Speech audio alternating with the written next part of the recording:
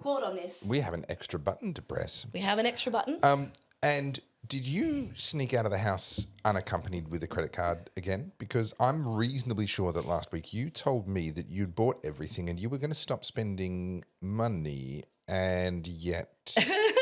Well, you see, when I have a meltdown, my partner tries to eliminate those issues, and he went and bought us headphones so that we no longer have this issue. So if you will indulge me. Then new question. How big of a meltdown do I have to have in order for G to buy me a new car? I said the same thing.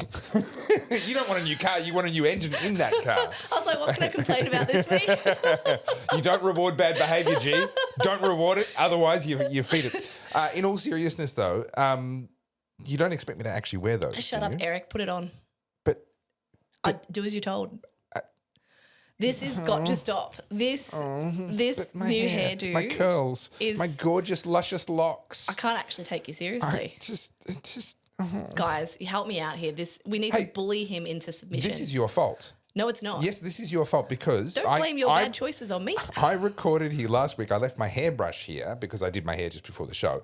And then when I woke up the next morning, I did not have my hairbrush to do my hair after my shower. Hence, I had this wild thing going on. And I noticed as I went through my day, people were very nice to me. Because they felt sorry for you. Or they were terrified. I'm not sure if it was like the homeless vibe or what. I don't know. But they were very nice to me. And as a result, I thought, you know what, I kind of like this, and I decided to stick with it. Please don't. Please don't. Everyone, tell him, please don't. Wow. This is where bullying is really appropriate. With friends like these, who needs enemies? That's my question.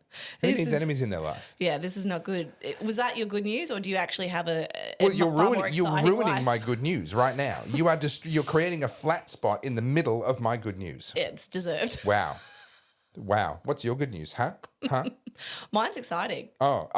Sorry. Am I right? Okay. Speaking of vanity and narcissism, so I have finally pinpointed my thesis for my master's and the actual project. Okay. I haven't done it, but I've decided what I'm doing. Look, doing schmooing, who cares? That's just a couple of years of your life. The deciding is the important bit. The deciding thing, yeah. So this is the problem with academia, and this is why we spend too much money and people become lifetime academics because the research can be as varied and as vast as you want it to be. And I did that. I thought people became lifetime academics because they couldn't survive in the private sector. Or is that just me? Well, they get given grants. Would you go and work if people just give you money?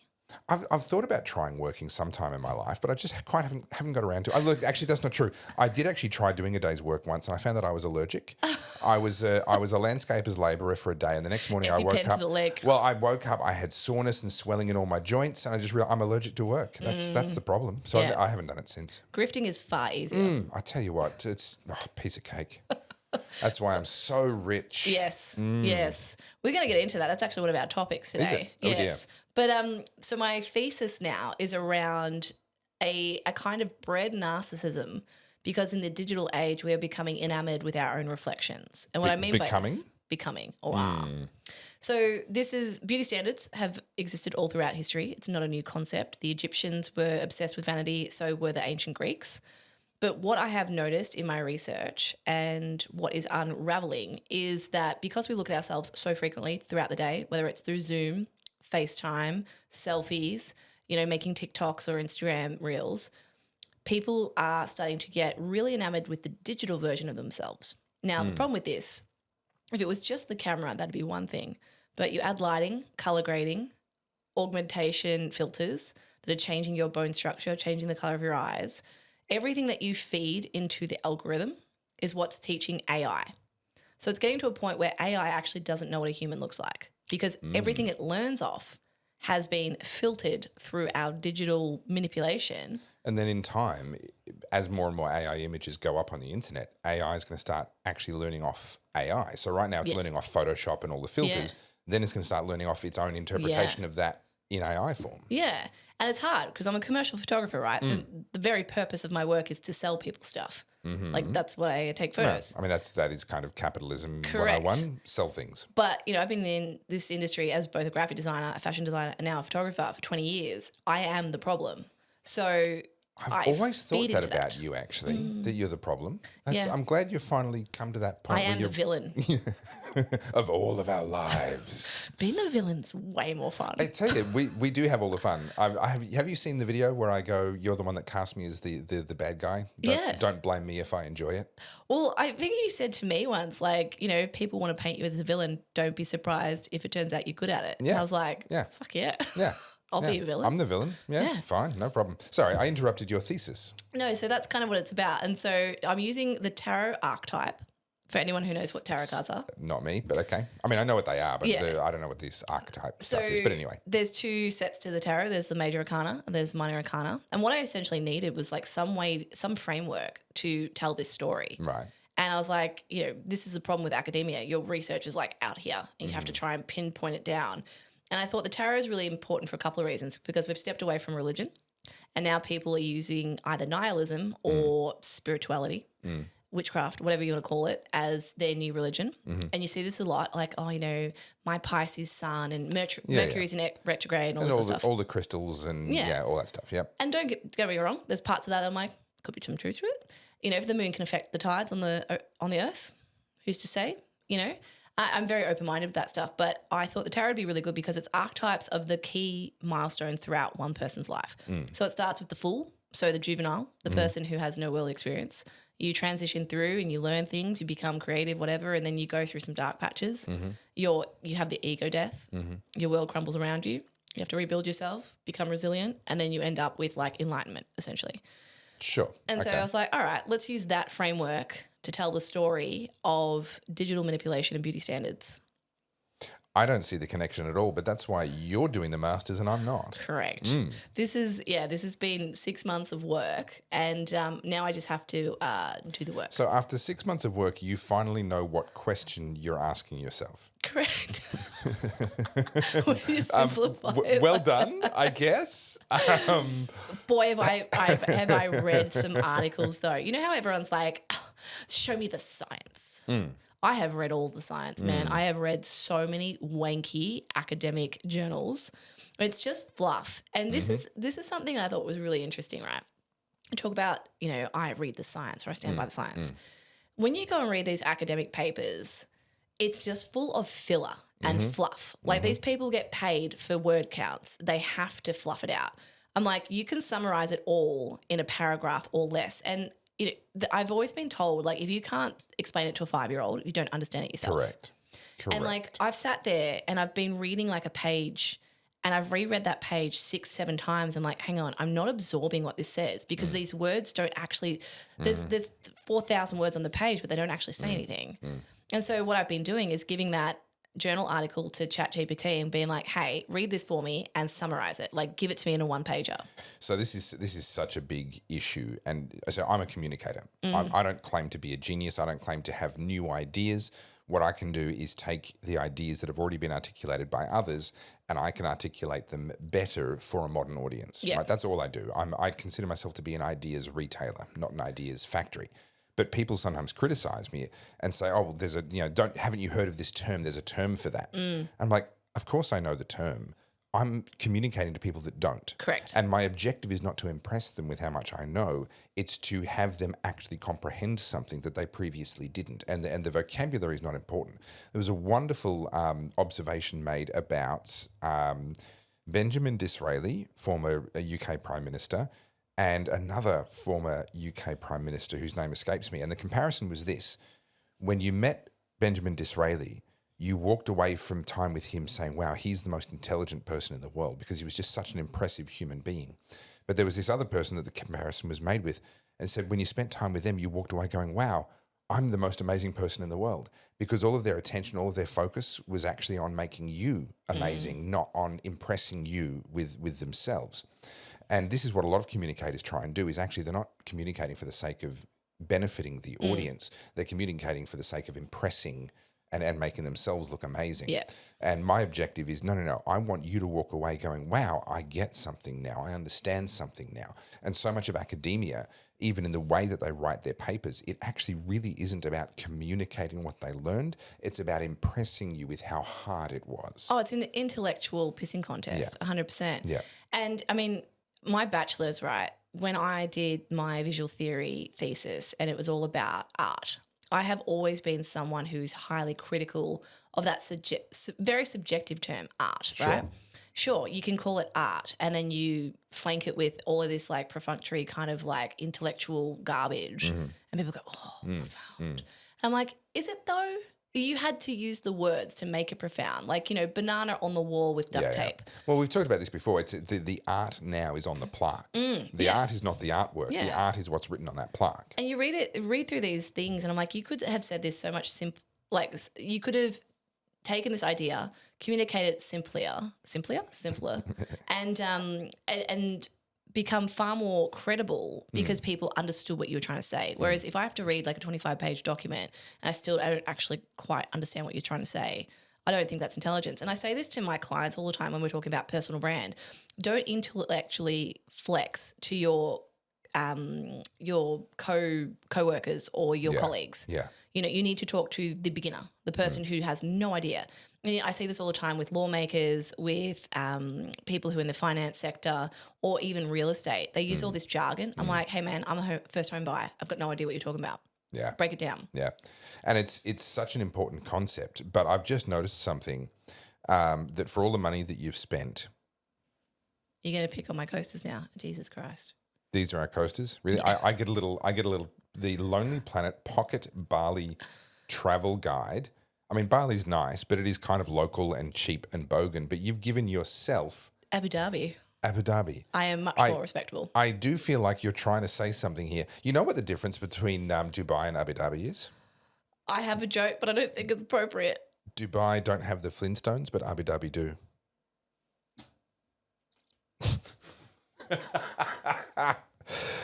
That button was made for you. Do you know how bad I want to go to Abu Dhabi? They have a thing called Ferrari World. Oh, I have heard of, yes. Yeah, I've never been to any of the Emirates states, actually. Whenever I go overseas, I usually go through Singapore. But they have Ferrari World there and like some obscene roller coaster that I feel like I need to defy death on. It would be pretty cool. Just the scale and the ridiculousness of the things they do over there are just off the charts. Having indoor snow fields in the middle of the Middle East is kind of cool. Explain that to me, that people like Saudi Arabia is doing a lot of that. Yeah. They're building all these infrastructure projects and yet meanwhile we can't get decent energy prices in Australia. Because, carbon emissions. Because they're not stupid and we are led by people who are.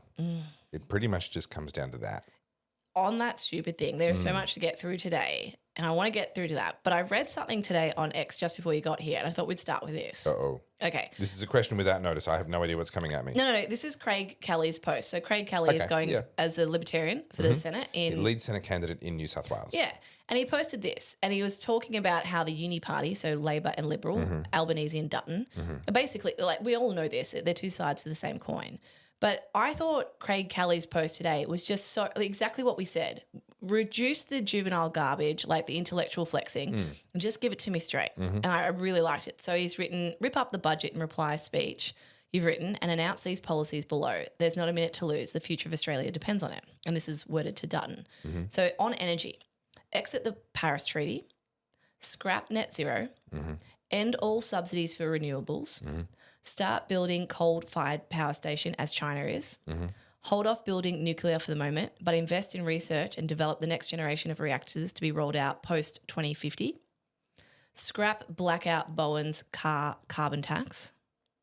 On migration, net zero migration until infrastructure can catch up, special visa scheme for South African farmers and British citizens fleeing the destruction of their countries, free speech, referendum to enshrine freedom of speech in the Australian Constitution, equivalent to America's First Amendment, repeal the hate speech laws, age verification and digital ID, sack e-safety Karen and clean out AMCA and the e-safety commission, the globalist agenda, exit the WHO, cut all ties with the WEF and UN climate conferences, recall Kevin Rudd as Australia's ambassador to the USA and send him to Afghanistan instead. Yeah. COVID, establish a royal commission into COVID, make any forced medical interventions unlawful, pass my no domestic vaccine passport bill 2021, end any remaining vaccine mandates, compensate and reinstate everyone who lost their jobs because of human rights abusive mandates, clean out the TGA and APRA, sack the lot, and then restore the Great Australian Dream.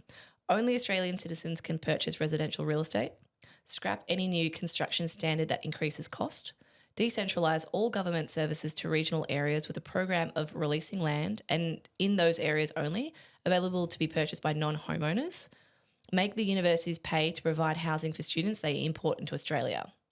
National parks, no Australian to be denied access or entry into any national park because of their race or sex. And family-friendly taxation policies allow income splitting to reduce margin tax rates for families with 2 or more children, backdated 2 years before the birth of the second child. There's a lot of it I like, not much I don't agree with. I would add exit the Lima agreement. That was one of the original really bad ones that specifically required us to cut our manufacturing and began the destruction of the Australia that we knew when we first were born. And going back before we were born into the 70s, Australia had a very healthy manufacturing sector, very competitive manufacturing sector globally, and it was the Lima agreement that began our trend away from that. On the immigration stuff, I have a different view. But actually, there's an interesting opportunity here for the libertarians, because no one else has quite taken this up. We have obviously a lot of immigrants in this country who have arrived relatively recently. We've had a huge influx over the last couple of years. Officially, they were making up for the lack of immigration during COVID. But the result is we've just had 1 million people in 2 years or whatever it is, some stupendous number. There's a real opportunity here to actually turn around and say, okay, we are cutting welfare. And not just for immigrants, we're cutting welfare dramatically, and we need to do that. Our survival depends on it. I posted today about the NDIS. Originally, it was going to cost $1 billion over 4 years. Now we're spending $52 billion per year, which is more than we spend on defence. Our welfare is going to destroy us, and not just the NDIS, but across the board. So welfare needs to get slashed. If we slash welfare, a lot of immigrants are going to sit there and go, oh, but that's the reason I came here. Because unfortunately, that is the reason why many, by no means all, but many of them did come. So the opportunity for the libertarians, I think, is to say, okay, we will repatriate any recent arrival that wants to go back to their home country. We will pay your airfare. You will never get a visa back to Australia. That's the deal. But we will help you go home. And we can immediately, voluntarily, I think we would remove hundreds of thousands, if not potentially, there could be as many as 1 million people who, if they weren't getting the free money, the free healthcare, all the stuff that, let's be honest, some of them came over for, they brought their multiple wives so that they could each get family benefits and so on and so forth. There's a real lifestyle opportunity here for certain cultures. If we remove that, they would rather go home. They would rather go back to where they came from voluntarily. We don't have to deport anybody. We don't have to kick anybody out. And it would make a lot of sense for the taxpayer to fund that on the proviso that they can't come back. That's it. You've had your time in Australia. Hope you had fun. Go back and don't return. We fund that, and then instantly a lot of these problems around housing affordability, housing availability, and the lack of infrastructure not keeping up with immigration can catch up relatively quickly. What I like about it as a policy is that it's entirely voluntary. Turning around and saying, oh, net zero migration, okay, that means we've shut the door. Any families that had moved here in good faith, looking forward to a family reunification type policy, etc., is now kind of being screwed, where people have made decisions based on the current policy settings and we're now kind of screwing them. And I'm not a big fan of that. But I think we need to do something. Clearly, politically, we have to do something, but we have to figure out what can we do that isn't then betraying our own values and betraying our own stance on human rights. I like what you said there, where we reinstate our values. And I think Australians in general, and I mean collectively Australians, have really forgotten what we value. Yep. I think now we are so focused on the US and what's happening there, and that's why you've seen that big political split. Yeah. And those are essential values that we all sort of rallied around no longer exist. Well, it's worse than we don't value them anymore. We've been told that that's what's wrong with us. Yeah. Our values are what's wrong with us. The things that made Australia what it was in the 70s and 80s are now the things that we're supposed to look on with shame. And our history is being rewritten to facilitate that shame. I'll give you one example. When the Indigenous Australians were included in the census, originally, I used to know exactly what year that was, but I don't remember. There was a referendum that then allowed them to be counted in the census. That is celebrated today as this moment where, this terrible, horrible, racist policy that didn't even see Indigenous Australians as humans was finally ended.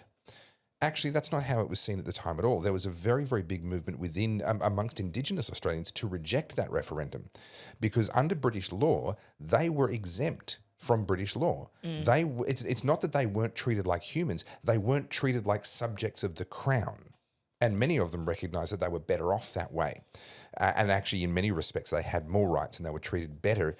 Certainly lots of things were done very, very wrong. But they were actually allowed to all the stuff that we're supposedly trying to give them now, here, have your land, have your culture, have your all of that existed prior to that referendum. That referendum was an effort to kind of solve some of the issues that they were having at the time and essentially normalise relations and not have a two nation type setup going on. That's now exactly where we're headed back to, is a two nation setup. And so our history is being rewritten, and the motivation for why things were done, the stolen generation, etc.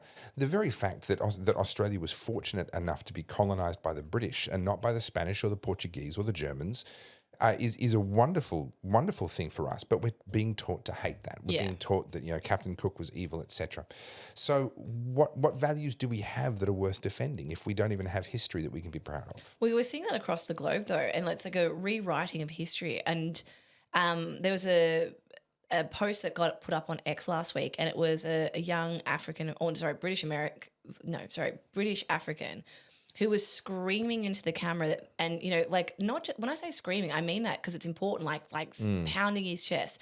My ancestors built this country. Yeah. All this nonsense. It is nonsense. Yeah, the Vikings were black. Oh, these people are being indoctrinated to believe it, and with the passion and the way that he expressed himself, you can tell he believes that to be true. And that's what these academics are doing. That's what these universities are doing. That's what these schools are doing. So what's really interesting is it's charting a similar path to feminism, and I'm going to upset some people here.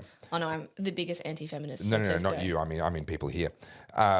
So original feminism, first wave feminism was about women are people too. Women have rights. We should be allowed to stand up in a court of law and give a testimony, and that testimony should be given equal weighting. We should be allowed to own companies, own real estate. We should have rights in a divorce. We shouldn't be able to be treated like property in a divorce. Okay, fine. Second wave feminism was women should have opportunities too. We shouldn't be being held down and not allowed to work jobs and have careers and be in certain professions and so forth. We should be allowed to compete with men. Third wave feminism was we should get equal outcomes to men. And what that was about was shifting from we want to rise to the same level as where men are to now we're going to drag men down. Because unfortunately, in some areas, women can't compete. There are biological differences, and those are real. And so now, instead of saying we want to lift women up and remove artificial barriers that are keeping them down, we've now started saying, well, we're going to drag men down so that we get equality of outcome. And what happens as a result, and we are seeing this now, is the fourth wave feminism, the young'uns coming up now, the ones that have really gone nuts with this whole thing, is men can't have anything, right? We're watching this now with this new adolescence TV thing that came out. I watched it. Have you got that list on the list of things to talk about today? Look, I didn't think it was as woke as everyone's saying.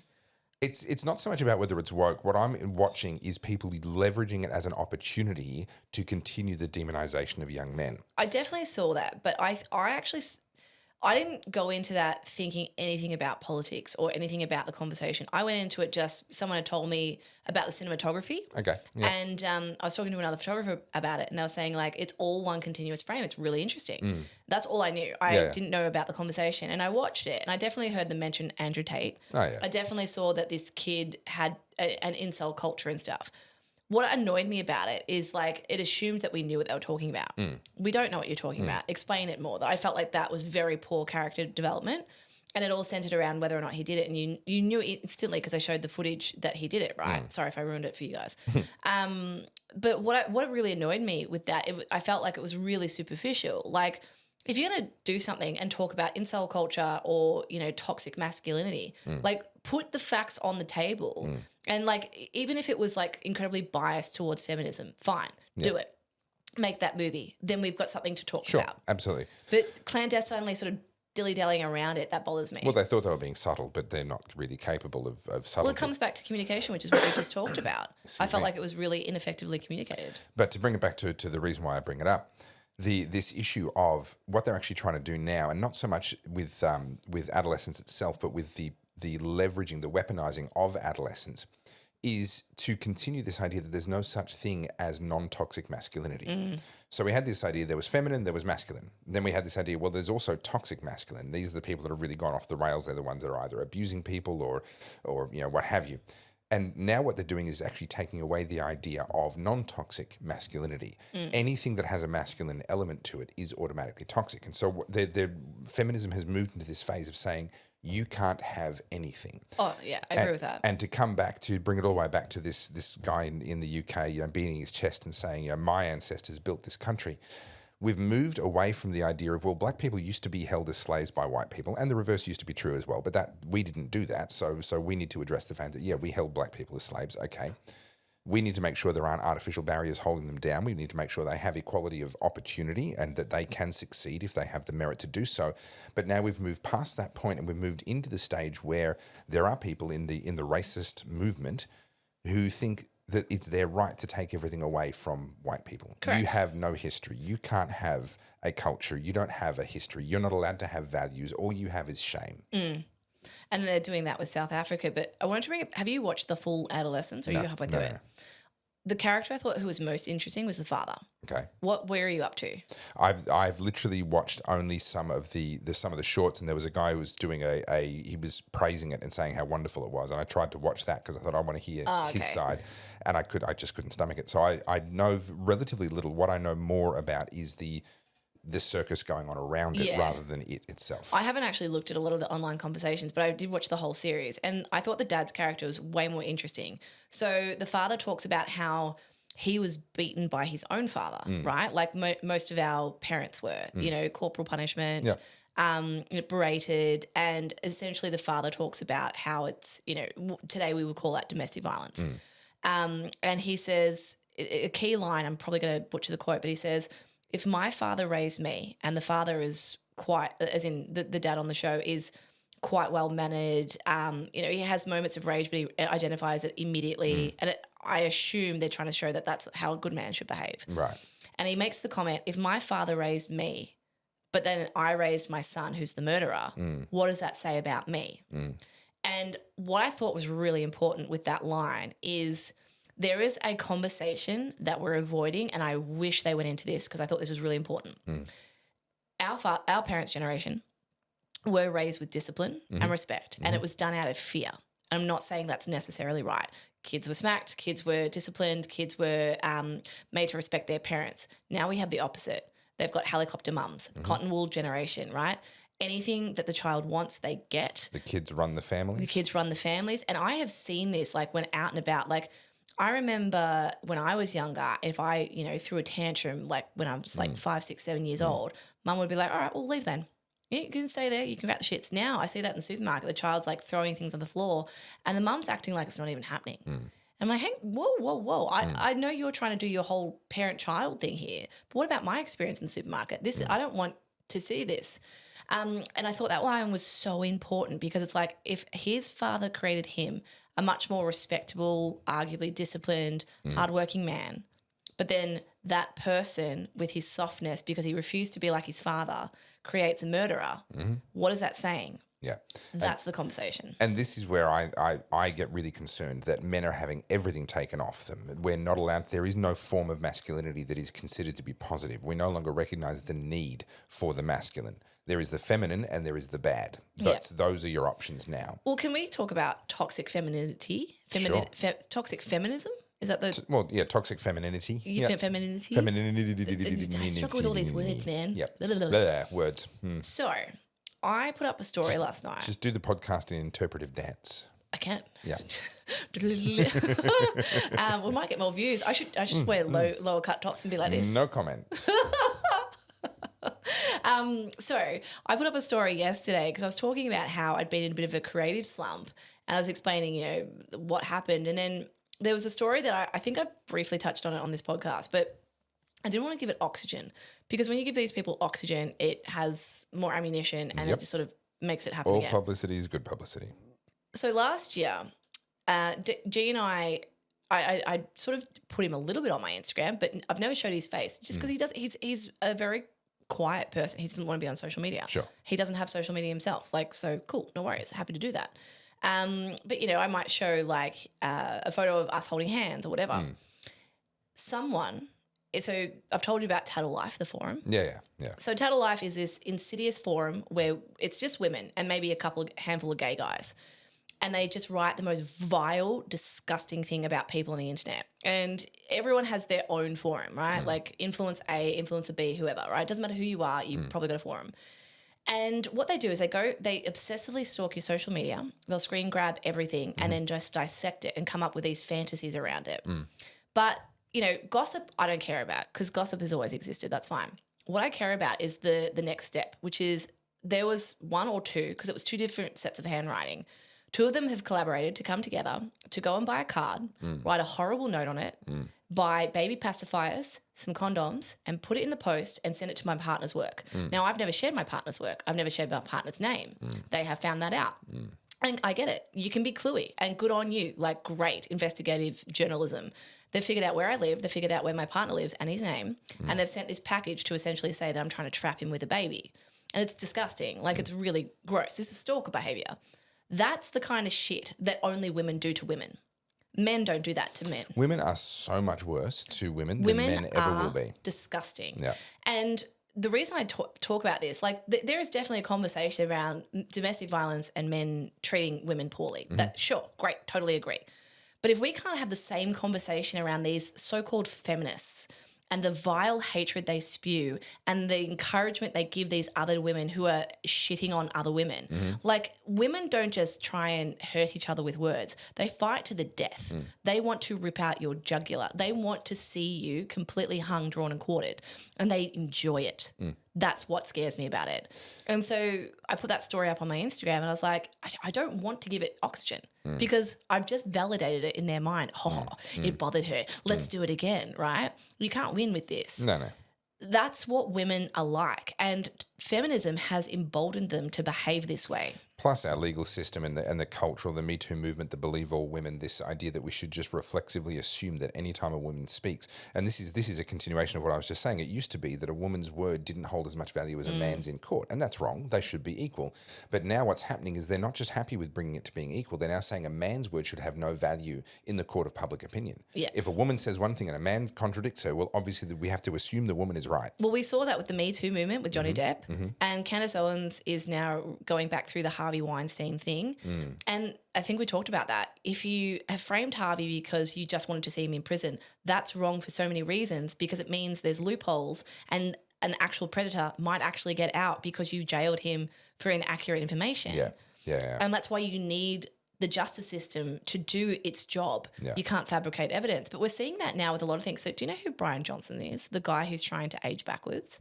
Oh, yeah. He gets a lot of airtime. Yeah. I don't know a lot about him. I mean, I've seen bits and pieces on socials. But anyway, as always, when a man starts to do well, it happened to Huberman, and I'm sure it's going to happen to Jordan Peterson soon. I'm sorry, Jordan, if it does, but he'll be accused of some kind of like sexual assault. Oh, that'd be something horrible, yeah. But Brian Johnson, his ex-partner has come out essentially saying that he abandoned her during her cancer diagnosis and treatment. And she's made, of course, an Instagram reel about it and selectively edited this reel and it's gone mega viral. And now everyone's thinking he's this horrible, because I think he's a billionaire or he's very wealthy. And essentially this ex-partner of his, they were together for 3 years, has claimed that, you know, he didn't help her and he abandoned her. And anyway, Brian Johnson has since replied and he's taken all of those videos that she's selectively clipped together and played the full video. And be like, hang on, here's where she's in hospital by herself. I'm taking the video. Yeah, here's the raw photo. Filming. Yeah. Here's me in 2020 when she said that I had dumped her. I'm there ringing the bell to celebrate the fact that she'd recovered from cancer. She said I wasn't here for this. That's me holding her hand in the video. And this bothers me because it's extortion. She was trying to get money out of him, $9 million. There are horrible men out there. There are men who do heinous things to women. Agree. Jeffrey Dahmer, or not Jeffrey Dahmer, what's his name? Ted Bundy, sorry. Yep. There's people like that. Yep. Sure. Egregious, should be held to the full extent of the law. There's that, what's her name? Rosie Beattie's husband who murdered her son, right? We've got plenty of examples. But there are women who try and trap men for monetary gains or just out of spite. I've told the story of my friend who was accused of rape. Those women need to be held to their tails to the fire, just like the men do, because in between there are real victims who become like collateral damage because the law always will change because of the extremes, right? And if you want to address things like this adolescence thing of incel culture and young men being pushed to the fringes of society. You know why they're flocking to the fringes of society? Because they've been made to feel unwelcome within the mainstream. Yep. So we need to actually give them a place, and that means that their voices have to be heard. They actually have to have some kind of ability to have a place in society. When you've got a situation where 1/3 of all of all partner violence murders, one third of the victims are men. 2/3 are women. Now, there's a lot of focus on the 2/3. Obviously, it's 2/3 of the problem, right? Okay, so that's completely fine. But think about how much less likely it is for a woman to successfully kill a man versus a man to successfully kill a woman. So if you have 1/3 of all partner deaths being men, we would have to assume that there's an awful lot of assaults happening on men that are non-fatal in order to end up with 1/3 of the fatalities being men. In addition, who do you think is a greater danger to their children, fathers or mothers? Mothers by a long shot. Yeah. It's not even close. And yet we hardly hear about that. We only hear, and if we do hear about it, it's in the context of we need more mental health support for mothers, not mothers are evil for toxic feminism. I can speak to that myself. My mum was absolutely the villain in my life. My mother treated me like utter shit, and she was the most violent in my household. My mum would have blind fits of rage where she'd grab my hair by my ponytail and just drag me around the house, screaming expletives. She would smash me in the face with her hand. Wow. And then 2 minutes later be nice as pie. And people wonder why I don't talk about my family. Like, my mother was a monster, but she's bipolar. And apparently, I mean, I've heard this on the grapevine, so secondhand information, but I've been told that she was diagnosed with bipolar, which would make a lot of sense. I don't know if that's accurate or not, but you know, I don't really get caught up in labels. I just remember what she did. She burned my hands with boiling water. Like, that was my own mother. Yeah, and then in the very same breath, when she couldn't wait to brag to someone about my accolades or my academic achievements, but then behind closed doors was abusing me, you know?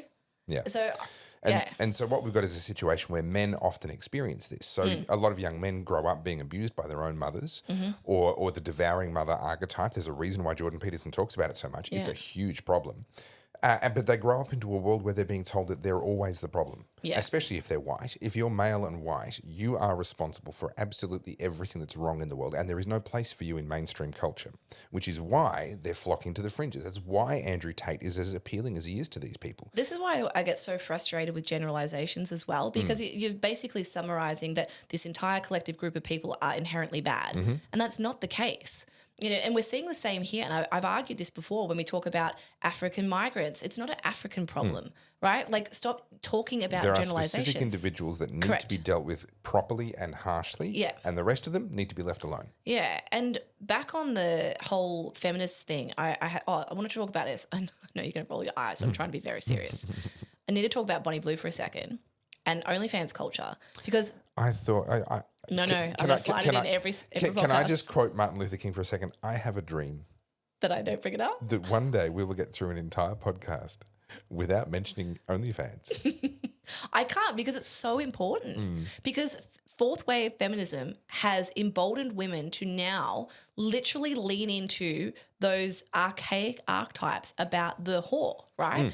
But now feminism is literally arguing that sex work is real work and that selling your money for profit is some kind of female empowerment movement. Not selling your money for profit, by the way. Selling sex for profit. That's what body, sorry. Yeah. But what's fascinating to me is actually fourth wave feminism is the complete victory of misogyny. Look at what fourth wave feminism idolizes for women and says, women, you should be this. You should give away free sex. No strings attached. Don't become their baby mama. Get rid of the baby. You can have no responsibilities whatsoever, and it will never come back to bite you. Yeah. Guess what misogynistic men would like women to believe? Correct. That they can have no strings attached sex with them anytime they want and live that kind of a lifestyle. Fourth wave feminism is the end of the full circle. I agree, and I think you're going to see women reject it, particularly the next generation coming up. Oh, they already are. And just on this whole OnlyFans thing, I understand it from a commercial perspective. The more outrageous it is, the more money they generate. I get all that. But I went on to Bonnie Blue's X, because on X you can actually post pornographic videos and not get punished for it. Is she the one who's just recently announced her engagement? No, they're all doing it. So there's 3 of them. There's one in Australia called Annie Knight. She's just announced her engagement. Is that her? Okay, yeah. Right. And she's engaged to a cricket broadcaster's son. Which is like, that's the weirdest credential. Like, what? It's Brayshaw, I think it was. Brayshaw, yeah. Like, how is that relevant? Like, you're the son of a person who we might have heard of before. Yeah. Wow. Well, it's just to show, like, oh, this is the level of caliber of guy that has, that she's managed to. I think it's just a psyop. I don't think it's real. I think the caliber of guy is exposed by the fact that he said yes to being engaged to her. I think that's what exposes the caliber of guy. And now Bonnie Blue's apparently got a guy, and Lily Phillips lied that she was pregnant, all this sort of stuff. And it's that whole what do you call it? Like the boy who cried wolf. They're getting more and more outrageous with their claims. And then one day one of them's going to turn around and go, hey, something terrible's just happened to me. I was raped and tortured. And everyone will be like, oh, God, here we go again. When you push those extremes so far and you dance on the fringe, you are inevitably going to encounter trouble. It's not if, it's when. Yeah. But Bonnie Blue, right? And I wish I didn't look, but curiosity got the better of me. I looked at her ex. And she posts all the clips from her videos. And there was like clips of her during that sleeping with 1,000 men. Right.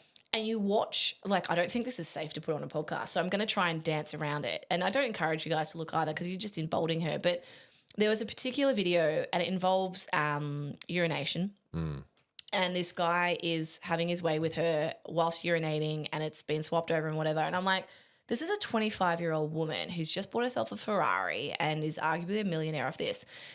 What extremes are left apart from defecation and like then bestiality? Where then? You're 25. You've already pushed the boundaries to the extreme kink.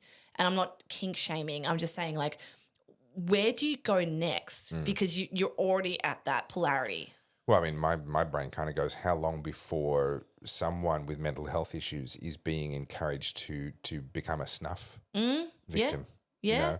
And to do it voluntarily for the views. I won't be around to see it, but they'll But that's be what I'm saying. Like for that. There is like some really dark people out there, and like the dark web's full of all sorts of insidious stuff. And there's someone like Bonnie Blue, who the reason I'm invested in this is she's mainstream now. This isn't dark subcultures on the dark web. It's this not in the dark corners of the internet. We're seeing this on the Daily Mail. Yeah. And you can go and literally look at her stuff on X. It's not behind a paywall. But I kind of look at that and go, is it mainstream culture or is this actually the logical conclusion of the mainstream media becoming clickbait, becoming click chasers? People like this. I don't think a senior editor of the Wall Street Journal 80 years ago would have ever even considered giving 2 column inches on the 66th page to Bonnie Blue. But now the Daily Mail's chasing clicks. Yeah. Oh, and I think there's so many different elements that play into this. But young women see Bonnie Blue buying a Ferrari and buying her designer bags and go, well, that I must want be that. it. Yeah. And if I just have to show my boobs, how bad is that? How bad can it be? There's a whole, speaking of Abu Dhabi, there's a whole subculture, I forget the word, it starts with K, of I've got to be so careful. I don't want to get us banned off YouTube. Trigger the censorship. There's a practice by men in those Arab countries where they use women as pigs. And it's through defecation and basically raping and doing all sorts of insidious, awful things, and the women get paid for it. Right. It is a subculture. It's the same as yachting. Do you know anything about what I'm talking about? You are using words. I mean, I'm familiar with the word yachting. It's just an not what you enjoyable think. day out on the water under a nice sheet of canvas. These young women who are very attractive get lured with money and yacht culture, prestigious culture, luxury living. Yeah. Their trade-off is they become a plaything. Right. And get completely debased, essentially. Abused. Yeah. And there was a story that literally came out a couple of days ago about a Ukrainian model who did that, and then she was raped and tortured and discarded in a gutter. And the reason I bring this up, God, this got dark, didn't it? Bonnie Blue. I blame you for that. I am dark. It's a storm up here, to quote Elon Musk. And, what's the other one? Lily Phillips and all these girls. They are a result of fourth wave feminism. There is no way this would have ever happened prior. And it scares me. Well, the nice thing is now, and we mentioned this before, I think the culture now is splitting. The younger generations now are very much splitting. There are the people that are doing what you're saying. They're seeing Lily Phillips, they're seeing the Ferrari, they're seeing the faux glamour, the Instagram side of what they do, and saying, wow, I want that. That looks amazing. But there is a rapidly rising proportion who are looking at that going, that is everything that I do not want my life to be. Yeah. Now, those people are really interesting to me because they're also looking at their parents and saying, well, I don't want what you've got. I don't want what you've got either. They're looking at their grandparents and going, that's not as bad, but it's still not great. And this is where we're seeing young people and we're seeing teenagers flocking back to very traditional church denominations, the ones that are still doing the same thing they've been doing for hundreds of years. They're actually, they're going and getting a trade younger. They're getting married younger. They're planning to have more kids. There is this incredible rejection of all of that going on. And they're rejecting it because it finally reached its logical conclusion. And they're looking at it going, really? Yeah. That's the end of the road here. That's the destination. We talked about progress and progressives. Well, you have to have a destination. That's it. Yeah. And I don't want to be there. Yeah. Well, I think with progressives, they just keep moving the yardstick. There is no... But like you say, there's a point where you go, well, where do you go from here? Yeah. And like that's the problem with extremes. You want to dance on those fringes, like you inevitably will fall off the cliff. But on that, like we talk about the decay of culture, we're seeing things like the migrant who peed in the elevator. Did you see that story? I saw that, yeah. And like these are small isolated incidences, but I think what it does is shed light on a much bigger problem where there's like incompatibilities with a lot of these cultures. Can I push back on that? You can. I filmed in King's Cross back when they brought in there was the King hit issue where a couple of young guys were killed with King hits in a relatively small geographic area of King's Cross up in Sydney in the span of a couple of years. This is going back to probably 2016 or 17, I think, when I did these videos. So I flew to King's Cross. I did a video about it, about the fact that they were introducing this, what it was at 2 a.m. or midnight curfew when these King hits were actually happening at about 9:30 p.m. This wasn't an issue of them raging on for too late into the night. But you just go to King's Cross and so the minute you step off the main road, all you can smell is urine. And it was such a striking thing as soon as ammonia, and just it wasn't the migrants. Let me tell you that. It wasn't the migrants who were peeing in the alleyways, all right? So, okay, a migrant has peed in an elevator. Yeah, that's gross. No, that's not the sort of thing I want to see happening. Because it's caught on camera and it's a migrant, it makes news. But there are non-migrants peeing in all kinds of places they're not supposed to every single night. So it's just one of those things I find it really difficult to get too outraged about. I don't get outraged about the migrant. I get outraged about the decay in culture because that's just a symptom of what's actually happening here. That's happening because I'm going to play devil's advocate. This migrant was working for Uber Eats, was probably desperately trying to like get his money, and the more he delivers stuff, and they get tracked on time, and like the amount of pressure they're under is enormous. Yeah, and so it's no different to like a taxi driver peeing in a bottle or a pilot peeing in a bottle. I'm not saying it's right. I'm not condoning it. What I say is that's a symptom of the world that we're living in now, that you don't feel like you have 5 minutes to just find a bathroom, right? And I still think what happened is disgusting, but I don't think it's like fuck these guys, I'm just going to pee in the elevator. I mean, honestly, an elevator and not outside somewhere, like, come on, man. Like that side of it, sure. But I do just find myself going, sorry, but we've got that in our culture too. The other thing I thought was interesting, this went viral as well, it's sort of trending on X today. There was a Jamaican woman on a bus being screamed at by an Arab man who was doing Ramadan.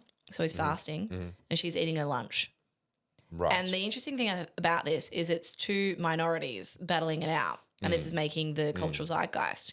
And the Jamaican woman's like, I don't care if you're fasting. I'm eating my lunch. It's none of your business. Yeah. And the Arab guy was saying like, it's Ramadan. You can't eat in front of me. And she's like, bad luck. This is a public place. Get off the bus. And I thought, that clip's really important because what it's pushing into people's faces is like, the level of intolerance by some people and the expectation of us to be tolerant, it's not equal. And this is a conversation. Like I'm all for freedom of religion, freedom of expression, so long as it's not thrust on me. And when you see things like that pop up, you go, this is a conversation that we will be having inevitably. So this is a conversation that's actually well underway. It's been going on for decades. It's this issue, the paradox of tolerating the intolerant. And if you tolerate intolerance, then eventually your tolerance will be replaced by the intolerance. And so therefore the only way to maintain your tolerance is to be intolerant. It's this paradox.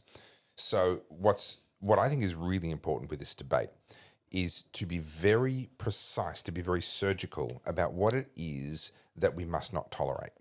And so for example, right now, this exact argument is happening in the US. People are saying, well, we can't tolerate right-wing extremism and Nazis, by which, of course, they just mean ordinary Americans who voted for Donald Trump. Yeah. And so the minute you say your opinion is intolerant, so we won't tolerate you because if we tolerate you, then that'll lead to intolerance later on. No. An opinion is not intolerance. Screaming at somebody for eating their lunch is intolerance. Yeah. If you are saying, I want to live my life the way that I believe I should, and someone won't let you live your life the way that you believe you should, well, they are being intolerant of you. But if you're screaming at someone saying you can't live your life the way that you want to because it doesn't suit me, well, now you're the one who's the problem. And we need to be quite sort of precise about that in these debates because the paradox is real. Yeah. If we just tolerate absolutely everything, then intolerance will win in the end. Yes. But we need to be really careful that we don't become the thing that we're trying to stop. I just find it really interesting because, I told you about Pluto and Aquarius, right? We've talked about this. There are so many really big cultural discussions that are being thrust in our faces, and I think people out of fear of political correctness are dancing around them, but I don't think you can anymore. I think in 2025 it's time to really face these ideological issues because there's some serious things that people are dancing around them. It's time to take off the ballet slippers and put on some kickboxing shoes. Yeah, let's go. I agree. Shall we go into some more home soil stuff? Well, look, do you have anything that's a little bit less depressing? Sorry, guys, this one got dark. It's important to talk about. Do I sound far more intelligent when I come in like this? This is the thing. Is it that the topics were dark, or is it just that our voices are so much deeper and more rich and sounding that suddenly everything just has that extra sense of gravitas? I feel like I just want to read like a Jane Austen like this. Well, I was thinking Lord of the Rings, but I always think Lord of the Rings, so that's just predictable on my part. That was also predictable on your part. I love this thing. It's like...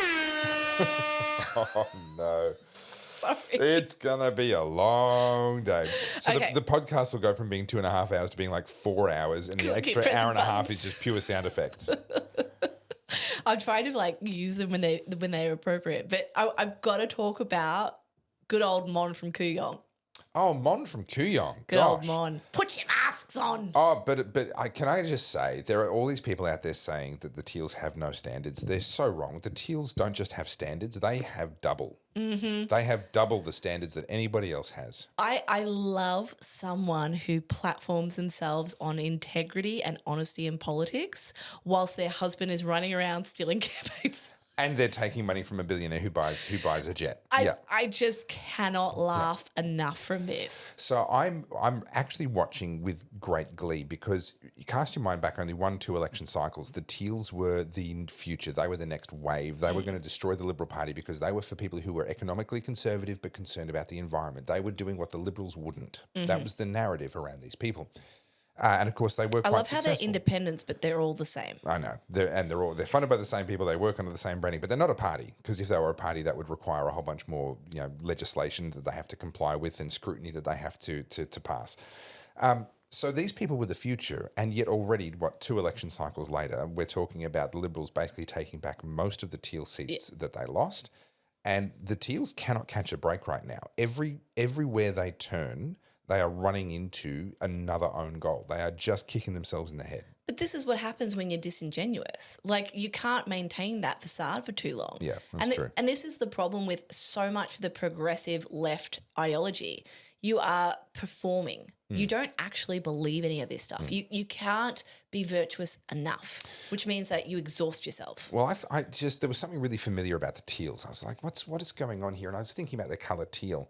How it's in between blue and green. Blue, of course, being Liberal Party, green being the Greens Party. So hence they picked the colour teals to make that statement, hey, we're in between these two camps. And I went, well, But you don't actually really have anything in common with the Liberal Party. You've got a lot more in common with the Labor Party and the Greens. You're in between those two. Well, what colour would that be? And I realised instead of wearing teal shirts, they should be wearing brown shirts. And then all of a sudden it clicked. It just made perfect sense. Yeah, 100%. Yep. And the hypocrisy of them all, I mean, I've talked about Zoe Daniel before. She's the member for Goldstein, which is my electorate. She's known for blocking people, and there's a Facebook group dedicated to people blocked by Zoe Daniels. But I think I talked about this episodes before, where her campaigners are basically silver-haired boomers, right? Oh, yeah. And they're riding around on bikes during the middle of the day campaigning when we're all at work. Yeah. And I did a post on this on X a couple of days ago, and I was talking about how Mon Fukuyong's posted this like campaign photo, and it's mostly silver-haired boomers, right? That's who these people are. And I'm not saying there's anything wrong with boomers, but these people are retired. They've got nest eggs. They've got super. They grew up in a totally different world. The world's changed. I'm just going to go out on a limb here and suggest, no, just ask politely. Their demographic makeup in terms of, I don't know, the colour of their skin, would they happen to be overwhelmingly white? Yes. I'm so surprised. Actually, so surprised. There is not a person of colour in Mon Fukuyong's picture. It would be racist of you to point that out, so don't. Obviously, if it was a Liberal Party picture, that would be headlines. We'd get the microscope out. The microscope. But obviously, because it's Teals, we're not allowed to do that. So we have to be colourblind. It's just, I think they think people are dumb. And it's not that people were dumb, they just weren't switched on. I don't think that they think people are dumb. I think they don't realise how dumb they are. And that's not a throwaway insult. There is a level of lack of intellect, lack of perception that people can get to where they no longer have the perception to perceive that they lack perception. I'd go as far as saying the more educated you are, the less informed you are. And you get all these in many respects, yes, letters after your name. Like it says me who's doing my master's, but she's Dr. Monique Ryan, and she insists on being called doctor. Is she an actual medical doctor or is she a PhD? Well, see, here's the thing. I'm not sure, but I've been reflecting on this because you do like to one-up me with the fact that you're doing your master's, and no doubt you will go on to become a doctorate and all the rest of it. I was just thinking about Not unless someone pays for it. Well, people spend 6 years getting a PhD, and I was just thinking about it going, man, PhD, 3 letters, 6 years, it's 2 years per letter, right? That is so inefficient because it only took me about 18 months to get my PTSD, which if you do the math, like obviously I'm a genius. Okay, it's just, I like my jokes better when they don't come with sound effects, okay? You make a good point. The thing about that sort of getting your doctorate or doing any postgraduate stuff is it's meant to facilitate deeper thinking about something that you're particularly interested in. And when you're doing your bachelor, right, you just sort of dancing around topic. It's quite superficial. You need to go on and then immerse yourself. And the only reason you have or incentive to do that is because perhaps there's like a topic that you're like, okay, this is going to be my life's work. Yep. And that's exactly how I approached my master's. Yep. Like beauty standards, understanding digital manipulation. That is literally what I do. It's what I talk about. This makes sense. Using it to grandstand and saying, well, I have a doctorate. I have done this. I would say you also have $45,000 worth of debt. Yeah. But also it becomes a carrying card, but there's an axiom, there's a truism. Once a measure becomes a target, it ceases to be useful as a measure. Once a measure becomes a target, it ceases to be useful as a measure. So, for example, GDP in the economy, right? The GDP is a way of measuring economic activity, but then the government sets a target for what the GDP should be, or we're going to grow the GDP. Well, now they start manipulating the number in order to make it grow, and now it's no longer useful as a metric anymore. Yeah. So the same thing, a PhD is meant to be a metric. It's meant to show a certain level of expertise, but because it comes with prestige, it immediately becomes a target, an objective for people to aspire to. And so now people that don't genuinely have that expertise are finding ways to game the system and get that, and it becomes worthless. And I think it should be a lot harder to qualify. I think, I thought it was a lot harder to get into postgrad than it was, but, the universities want the money. I actually have a little quiet ambition that I've not told anybody, so don't you dare spread this around. If this gets out from between the two of us, I'll know that it was you that told people. I really hope to be granted an honorary PhD before I die. Yes. Based on my life's work and writings around civil disobedience and political discourse and political philosophy and all that stuff. Purely for the purpose of watching people who have long pilloried me for being homeschooled and uneducated and stupid and all the rest of it, try and come to terms with the fact that little old me writing books in everyday plain English specifically for the purpose of not impressing people but actually educating them ends up with a PhD that I didn't have to lift a freaking finger for because it was off the quality of the work that I did in the real world without ever entering academia. Yeah. But look, that's I've got 40 years or so before that needs to happen. I think I said this to you, or maybe I've discussed this before, but the whole thing with academia is I've had a lot of people saying, Carly, why would you be going back to uni? You know the unis are progressive and they're co-opted and all that sort of stuff. I'm like, no, that's the exact reason we should be in it.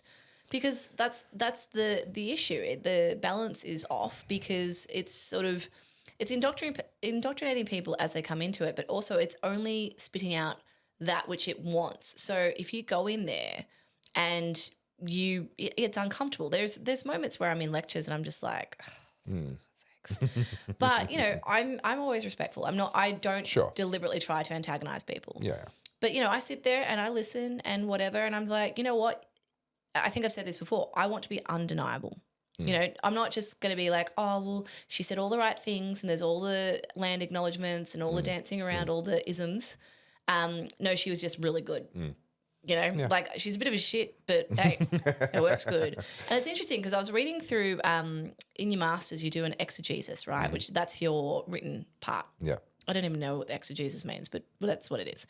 And talk about wankery. And I was reading reading other students that had gone before me, and in the first 3-4 pages, there's all of these like stuff that doesn't seem to be consistent across them. Land acknowledgements, discussions around PTSD or their mental health issues or declarations about their sexuality.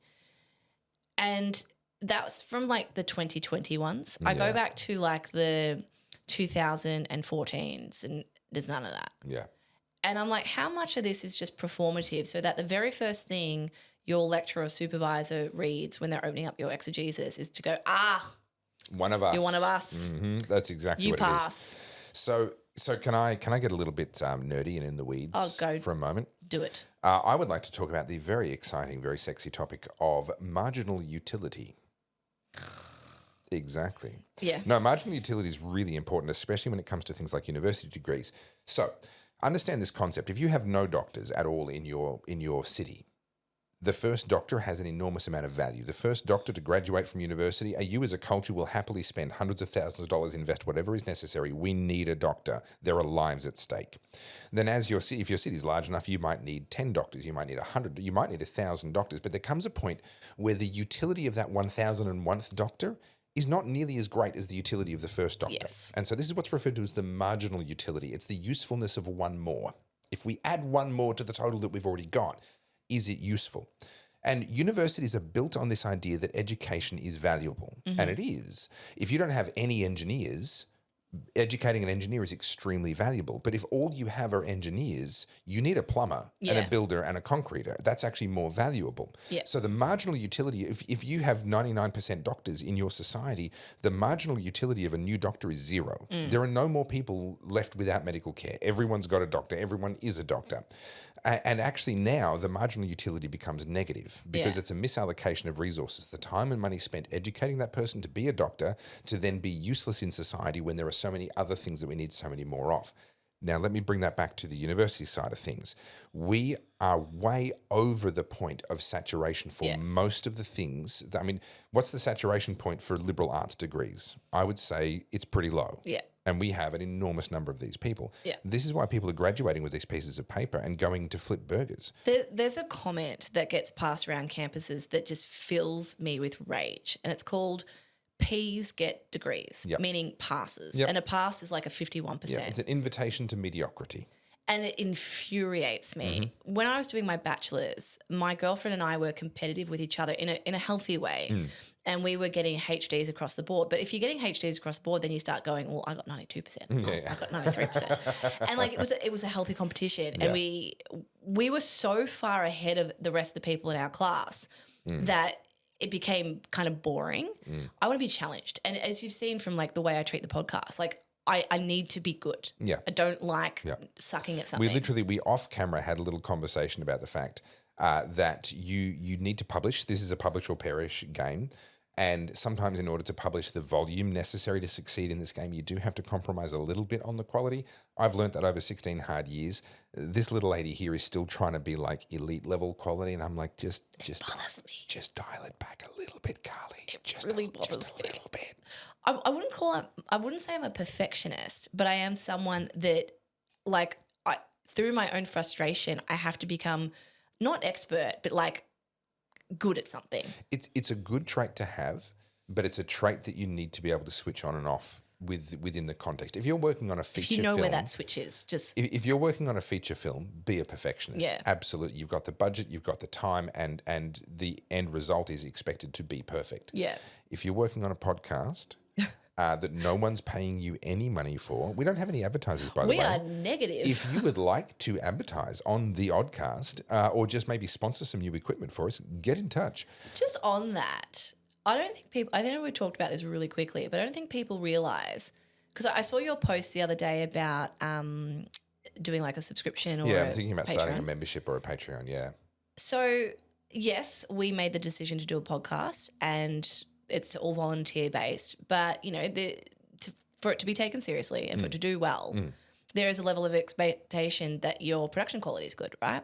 And being that this is somewhat my industry, I'm not a sound engineer, I'm not a videographer, so these aren't my wheelhouse, but it's in my industry. I was like, well, I have to make it look good. We have lights. We do have lights. That's the only thing I had. And we've slowly, you know, G's gone out and bought us microphones and headphones. And you've gone above and beyond. Yeah. But I don't think people realise this is like almost 15 grand worth of gear in this room to do this podcast. Yeah. And I haven't made $1. And it's not about making $1. It's more so like I'm so passionate about it. I'm willing to invest that money, my partner's money, to get it to a point where we can get, you know, you guys to watch us. Yeah. And then it goes, well, not only that, I spend like 24 hours the night before just going through everything and preparing the show notes, and then we do the editing and then the thumbnails. Which you unsurprisingly handed back to me after attempting for a few weeks. It's a lot of work, and I don't mind doing the work. I enjoy doing the work, but my point is time consuming. It does get to a point where like, okay, this is taking up arguably like 20, 30 hours of employable time. So yeah, you do need to get paid for it. It's not about getting rich. It's about, hey guys, like this is where my work hours are being spent. Like, whether it's through advertising, selling merch, you know, monetizing YouTube, whatever it is. Like I hate that this discussion around grifting. Yeah. Because grifting would imply that you're doing nothing and getting money for free. Grifting is a very specific concept. Grifting is getting something either for nothing and not providing any value in return, or in particular, it's about whipping up a fear, a scare that doesn't really exist, and then making money off that.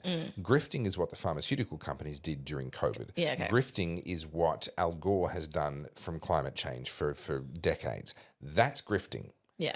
Providing entertainment and perspective that people enjoy is literally, that's media. That's been the business of media ever since someone figured out how to tell a story. Yeah, we are in the media. But can I also make a comment that the someone in response to that, I posted up on all my socials just saying, hey, I'm considering whether I need to start like a $6 a month subscription. Would you, if I did, would you sign up, and what would you want? Because this is the reason why I haven't done that sort of thing, is because I'm trying to influence people. I don't want to put my content behind a paywall for just the in crowd. That's not the point of what I do, of why I do it. I'm trying to influence people, and that means reaching the people that don't know that I exist with some video or something that just happens to cross their feed.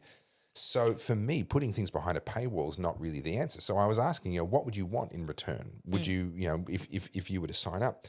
And someone jumped in and said, try to avoid making it about the money, blah, blah, blah. I did see that comment, yeah. And my reply to them was, well, can you just talk to my landlord in my local supermarket and ask them to not make it about the money? Because if they didn't make it about the money, I wouldn't have to either. Yeah. Yeah. And this is the simple reality.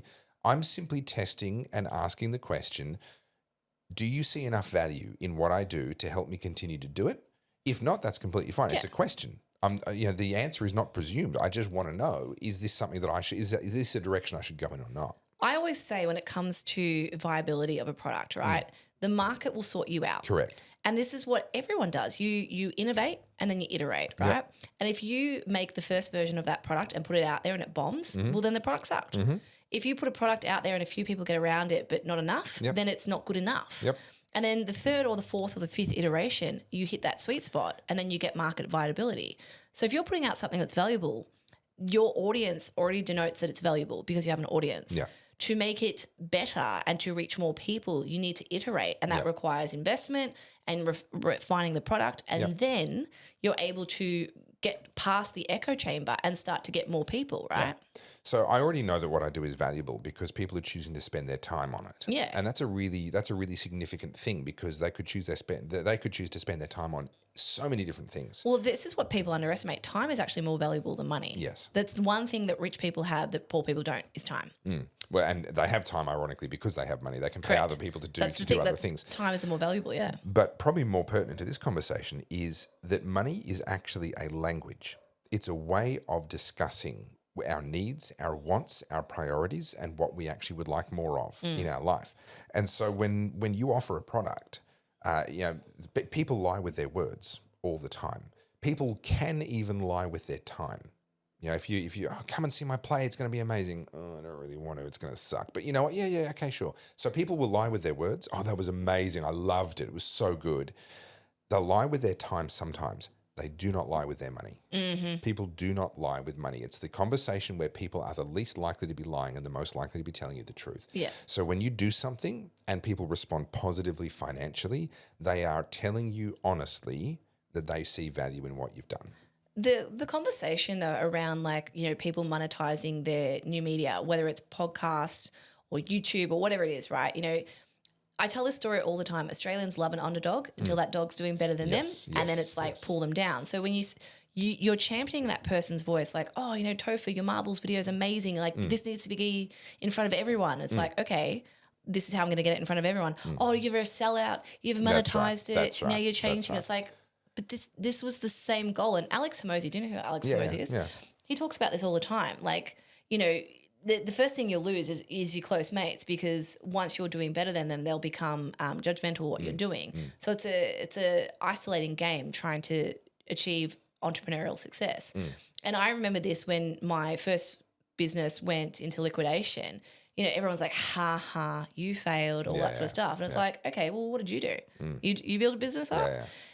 And then that's the man in the arena thing. 100%. Yeah. And it's you have to get to a point where, if you're going to put all your time and energy into something, whether it's this or whatever it is, there has to be a financial return on it, because your time needs to be able to fund your life. Yeah. Living isn't free. We're all consuming all the time, whether we like it or not. People say, I don't want to live in a consumerist society. Oh, really? You're going to stop eating? Yeah. You're going to stop wearing clothes and walking on carpet and floorboards? Because every time you move, you wear something out a little bit more. So inherently we are consuming all the time. The question is, are we creating more than we consume? And how do we measure that? How would we even know? And the answer to that is with money, because when someone pays you money for the thing that you've done, they're telling you that they place a certain value on it. And it's a way of being able to say, well, if I can do something for someone else and they value it so much that they pay me enough for me to then pay everybody that I need to pay to cover all of my consumption, then what this conversation is telling me is that I've created more value than I consumed. Do you know what makes me laugh is obviously I read the comments and things like that, and we've had quite a few people offer to come and help us with the editing or the sound engineer.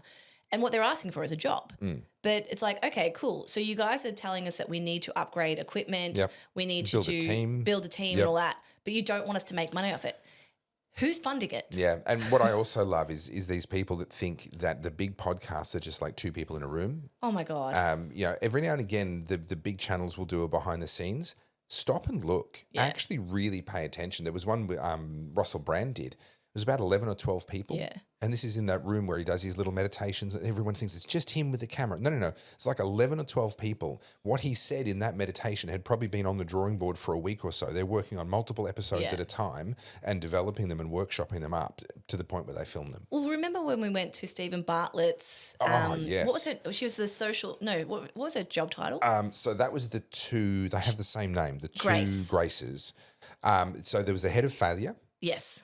And there was someone else who was in sort of the marketing, essentially. Yeah. So for those of you guys who weren't there, so these two Graces. Stephen Bartlett, Diary of a CEO. Yeah. One of the big podcasters in the brosphere, as they over 100 people on staff, if my memory serves me correctly. Yes. Don't quote me, but it's a lot of people. For the podcast. Yeah. And they think it's just as simple as Stephen invites one of his mates, they sit down, they talk, and that's it. They have a team that focus on what thumbnail for each video. Yep. And they do an A and B test of 10 different images.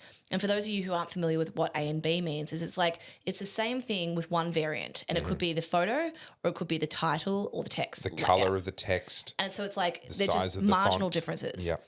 And so they do 10 of those tests. So that's 20 different thumbnails that gets tested on YouTube to decide which one's the right one for that only video. And then that one long form podcast gets cut up into 10 to 15 pieces of content. Yep.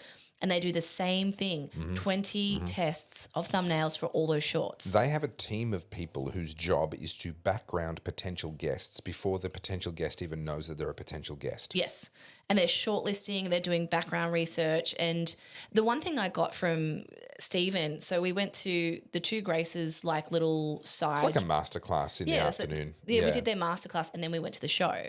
And the show was underwhelming in my opinion. I didn't like Stephen live. Yeah. And I also didn't like Chris Williamson live. Yeah, no. Saw them both. They're all trying to, they're lining up and Diary of a CEO guy especially is lining up to try and be the Anthony Robbins successor. Stephen Bartlett is literally working with Anthony Robbins. I think that's where he wants to go, but he just doesn't have it. At least not yet. He probably needs another 10. Young. Well, he needs another 10 years in the oven Yeah. to get to the point where he's actually got that skill set. I find it really hard to be life coached by someone who is so much younger than me. And why is it always the teeny boppers who want to be life coaches? Yeah. I'm like guys, go through some proper hardships and then tell me your wisdom. You know? Anyway, sorry, I sidetracked you from where you were. But what I found really interesting about that is I've been in media and advertising my whole career. That's exactly what I do. And I think I told you, like when I was in publishing, I would see how much effort goes into one of those adverts for the back page of the Sunday magazine that used to go in the Herald Sun. Yep. And at its peak of circulation, that could get $36,000 for one ad for 1 week on the Sunday mag. And that was when circulation was at its peak. And then we started to digitize. And the amount of effort that went into that, because there was so much money being exchanged so they could have the team. Yeah. And I'm seeing this now with the agency model, and I'm seeing it in what I do. Traditionally, subcontractors like me worked for an agency. That agency had the retainer with the big client, and then we would be called in to do the work and so on and so forth. That money doesn't exist anymore because there's been that breakdown of traditional media, and what you're seeing is a lot of independence. But it needs to come back to a point where, okay, if you want all these independents to do thoroughly researched content, have really well articulated podcasts, good production quality, and also have people be able to have staff and people get paid, because everyone talks about, you need to pay your staff. It's like, yes. Yes, we do. But do you know what you need to pay staff? Bananas? But peanuts. Peanuts. Yeah. Yeah. You need money, guys. And the other thing is too, in Australia, and this brings us on to another topic, the amount of stuff that is required to have an employee is extraordinary. No. Pay as you go, super, work cover. They get, 12 sick days, 4 weeks annual leave, and how many mental health days? You're not implying that perhaps human industrial relations law and human resources law is over the top in Australia, are you? Just a little bit. You're not suggesting that these people don't deserve all of it. Well, can I tell you a story? Sure. So I've told you about my partner's employee. Oh, yes. We talked about this last week. And again, dancing around. But this employee, I don't want to throw this person on the bus, but I think their stories Bus. important. Bus. Okay. So, and just for that, just to give you guys a bit of insight, when I'm talking about someone, the reason I don't name and shame them is it's not about the person. I'm not being like, hey, let's attack this person. I'm pointing out an element that needs to be discussed in a broader issue. Yeah. And, you use the anecdotes. Anyway, this person who works for my partner, he only came on board a few months ago and sold him the deal. Was like, I'm hungry, I'm ambitious, I can't wait, I'm keen as a bean, right? Yeah. This is what every boss wants to hear. Yep. Oh, great. Yep. I'll work Saturdays. Now, they got offered a base salary. This person came on board with base knowledge of the industry and requires further training to become really finessed in all the small bits. In the specialty, right? They didn't have that. And that's fine. You can be taught that. But what you can't be taught is discipline, reliability, and, effort and all that. What I would say is actually just self-respect. Yeah. Yeah. So anyway, this person sold the deal and was hired based on that and offered to work on weekends. Now, in those 4 or 5 months, how many weekends do you reckon this person worked? 4 or 5 months. So there's potentially, let's say there's 20 available weekends. I'm going to say they worked 62. They worked 0. Oh, I'm so surprised. They were so hungry and so ambitious. They were literally hungry by the end of it. That they were given incentive to come in on the weekend to do that extra bit of shift, and they did none, not one. But they were so hungry and so ambitious. Sorry, let me just try and put the pieces, because there's a lot of moving parts here. That's bad? Somewhat, yeah. Ah, good. Thank you. Sorry, I was confused.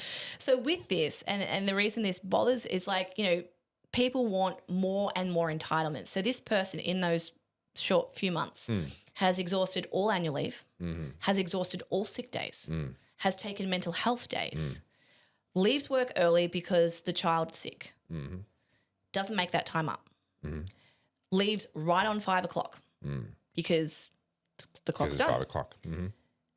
Has quit, right, and has to serve the 2 weeks notice, calls in sick with gastro. Would you really want, if you were the employer, would you really want them to actually show up and do that work though? Or the tools will just go missing, if that's the kind of person they are. But it's just indicative of kind of the employee has the upper hand. They have all the entitlements. Yeah. And this is what really got me about the whole work from home and 4-day work week. Yeah. Right? You're giving all these employees benefits, but there's no increased productivity, which means there's no increased profitability.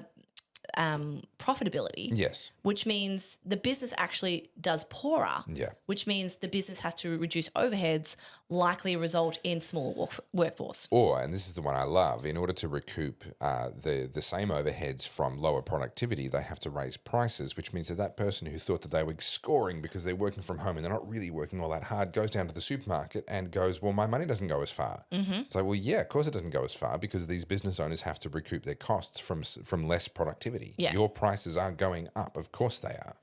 Which brings me, with standard us, we're never on topic, but this brings me to something that Gerald Rennick was talking about. Jared Rennick, yeah. So Queensland Senator. Yeah, so where is it? I put it on here. So he highlighted that there is a $335 billion, with a B, public servant retirement liability in the Australian budget that no one's talking about. So specifically not in the Australian budget. This is what's referred to economically as unfunded liabilities. Yes. These are promises that we're making that we are not putting money aside for. And yes, public pensions are a big one in the US and Australia.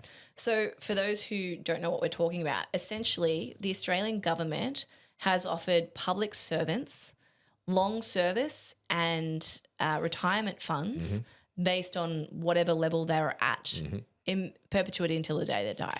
I think it's a bit more nuanced than that. I think there's been some reforms. So, for example, politicians now don't get a pension after they retire out of politics. They used to, but then there was a cutoff date. I think it was in the early 2010s. They passed legislation, said, right, any new politicians after this point in time won't get that. And I think there's been some similar reforms, but there is a massive unfunded liability where the promise has been made and the taxpayer is on the hook for, Jared knows his stuff. So if that's his number, then I'd believe him. Yeah, I mean, I didn't go deeply into this, but I think it's it speaks about the burden that's on the workforce, the taxpayer, to fund these people for limited productivity. Well, sorry. by that point, no productivity. We're funding them for them to retire. And this is the problem with what's known as off-budget spending. So we have the budget, and that's the official numbers, and that's what we're pushing, I think, close to $1 trillion in national debt now in the budget. Which is obscene. Then you have off-budget spending, which is things like NDIS, things like NBN. They find excuses. So sorry, not NDIS, I misspoke.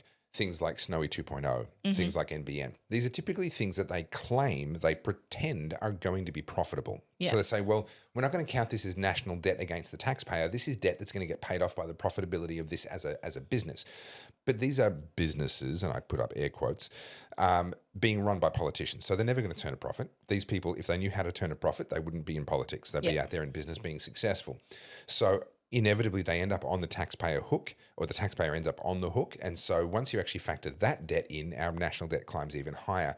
Then you've got as another layer beyond that, you've got these unfunded liabilities. These are the promises that are being made. Altogether, Australia is on the hook for something akin to $2 trillion. Which, when you think about it, like the only people paying that back is the middle class. We will cease to exist in years to come because there's only so much tax you can take. Who's paying it? It could go a couple of different ways. I'm enjoying having a debate with I think it's Mark Burris online. He says that we're on the road to Zimbabwe. I say we're on the road to Venezuela. We'll meet in 20 years and compare notes, and we'll probably find out that we were both right. Yeah. And this is the extraordinary thing that really worries me about the general Australian is because they're so politically apathetic. We're so far down the road now that it's on the verge of catastrophic, and we're not going to be having this conversation until another 5-10 years where people are going, what happened? Yeah, it's a concern. So I have told you the story, but I don't think I've said it on this podcast before. So I'll tell the story of. Before you do that, we are going to lose battery. Are we? Yeah, this one. Oh. Yeah. Naughty camera. Yes. So give us 2 seconds. Hold that thought. And I'll be back with this short break. Hang on, wait. So, I in the edit, I added in a 2 minutes later thing from SpongeBob. I got flagged for copyright on YouTube. Everyone uses that. I know. Huh. Yeah. All right. 1 moment. Well, back after this short break. Well, my thought was held successfully, and I will download it again. So Venezuela. So I was there in 2015. I was there with my wife for a friend's wedding. We were there in Caracas City for a week when it was the most dangerous city on earth outside of a war zone. You had to go to Afghanistan or Iraq to find somewhere more dangerous. And it was quite striking because there's a lot of similarities between Caracas City and Melbourne, and that's no coincidence.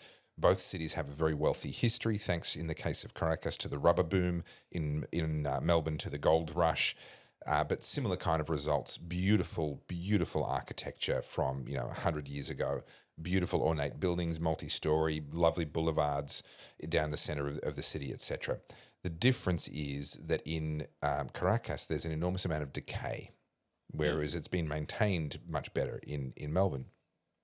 And if you look up, you could think you were in Melbourne, then you look down and there's bread lines, literal lines of people stretching around the corners of multiple blocks of people waiting and hoping to get into a supermarket today in the hope that the supermarket might have a little bit of the essentials that they need. We were there for a wedding. They had to start buying and storing butter months in advance so that they would have butter to make the wedding cake. Yeah, wow. And and these were wealthy. This was a wealthy family, right? They were the ones with money. You can appreciate the ones without. We're in terrible, terrible strife. I saw people on their way home from work, these are people with jobs, wearing suit and tie, dumpster diving in the hope of finding scraps of food to take home to their kids. I went to a pro-government rally. So this was shortly after the death of Hugo Chavez. They now had Nicolas Maduro as their president. Now, Chavez came to power, I think, very late 90s, early 2000s, only about 15, 20 years before we were there. And he's the one that brought in socialismo. He's the one that promised this socialist paradise. And so in 15 to 20 years, they'd gone from being relatively wealthy to being among the poorest countries on earth. And only back in the 1940s, they were one of the wealthiest countries on earth. They still to this day have the highest per capita proven oil reserves of any country on earth. They have a beautiful growing climate. Their tourism should be off the charts. Let's not forget that's the Caribbean Sea right there in front of them. They have so much going for them, and yet they are this impoverished country. I went to this pro-Maduro rally in the very center, this beautiful city square in the very center of Caracas with all the old buildings around it, the old government buildings, beautiful Spanish-style government buildings. And I'm watching people lining up to be given a free T-shirt, which of course has all these pro-government slogans all over it.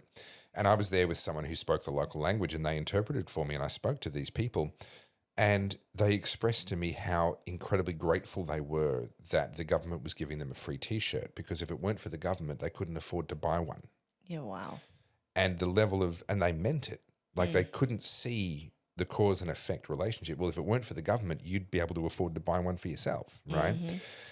So then it's a very divided city though, because there's the government areas, and then there's the essentially the business areas, and that really is the divide in the city. There were a lot of people that tried to stop Hugo Chavez from getting into power. They tried to stop him from being elected. He rigged the elections.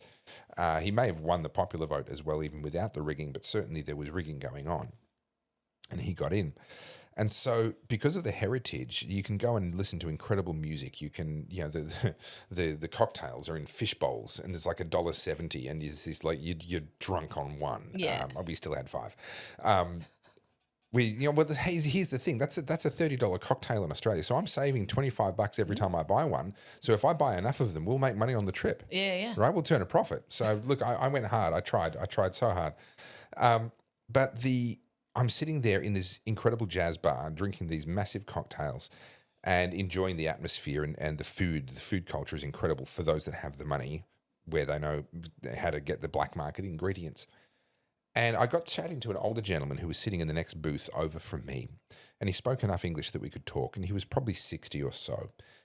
And he very quickly figured out that I was someone he could talk to. I wasn't a pro-Chavez person, and he began to share with me his experience, because he had been one of the people who campaigned for the then government that lost power to Chavez, campaigned against socialism, campaigned against Chavez, warned his compatriots, his country, against the dangers of socialism, gave everything to this political campaign and lost.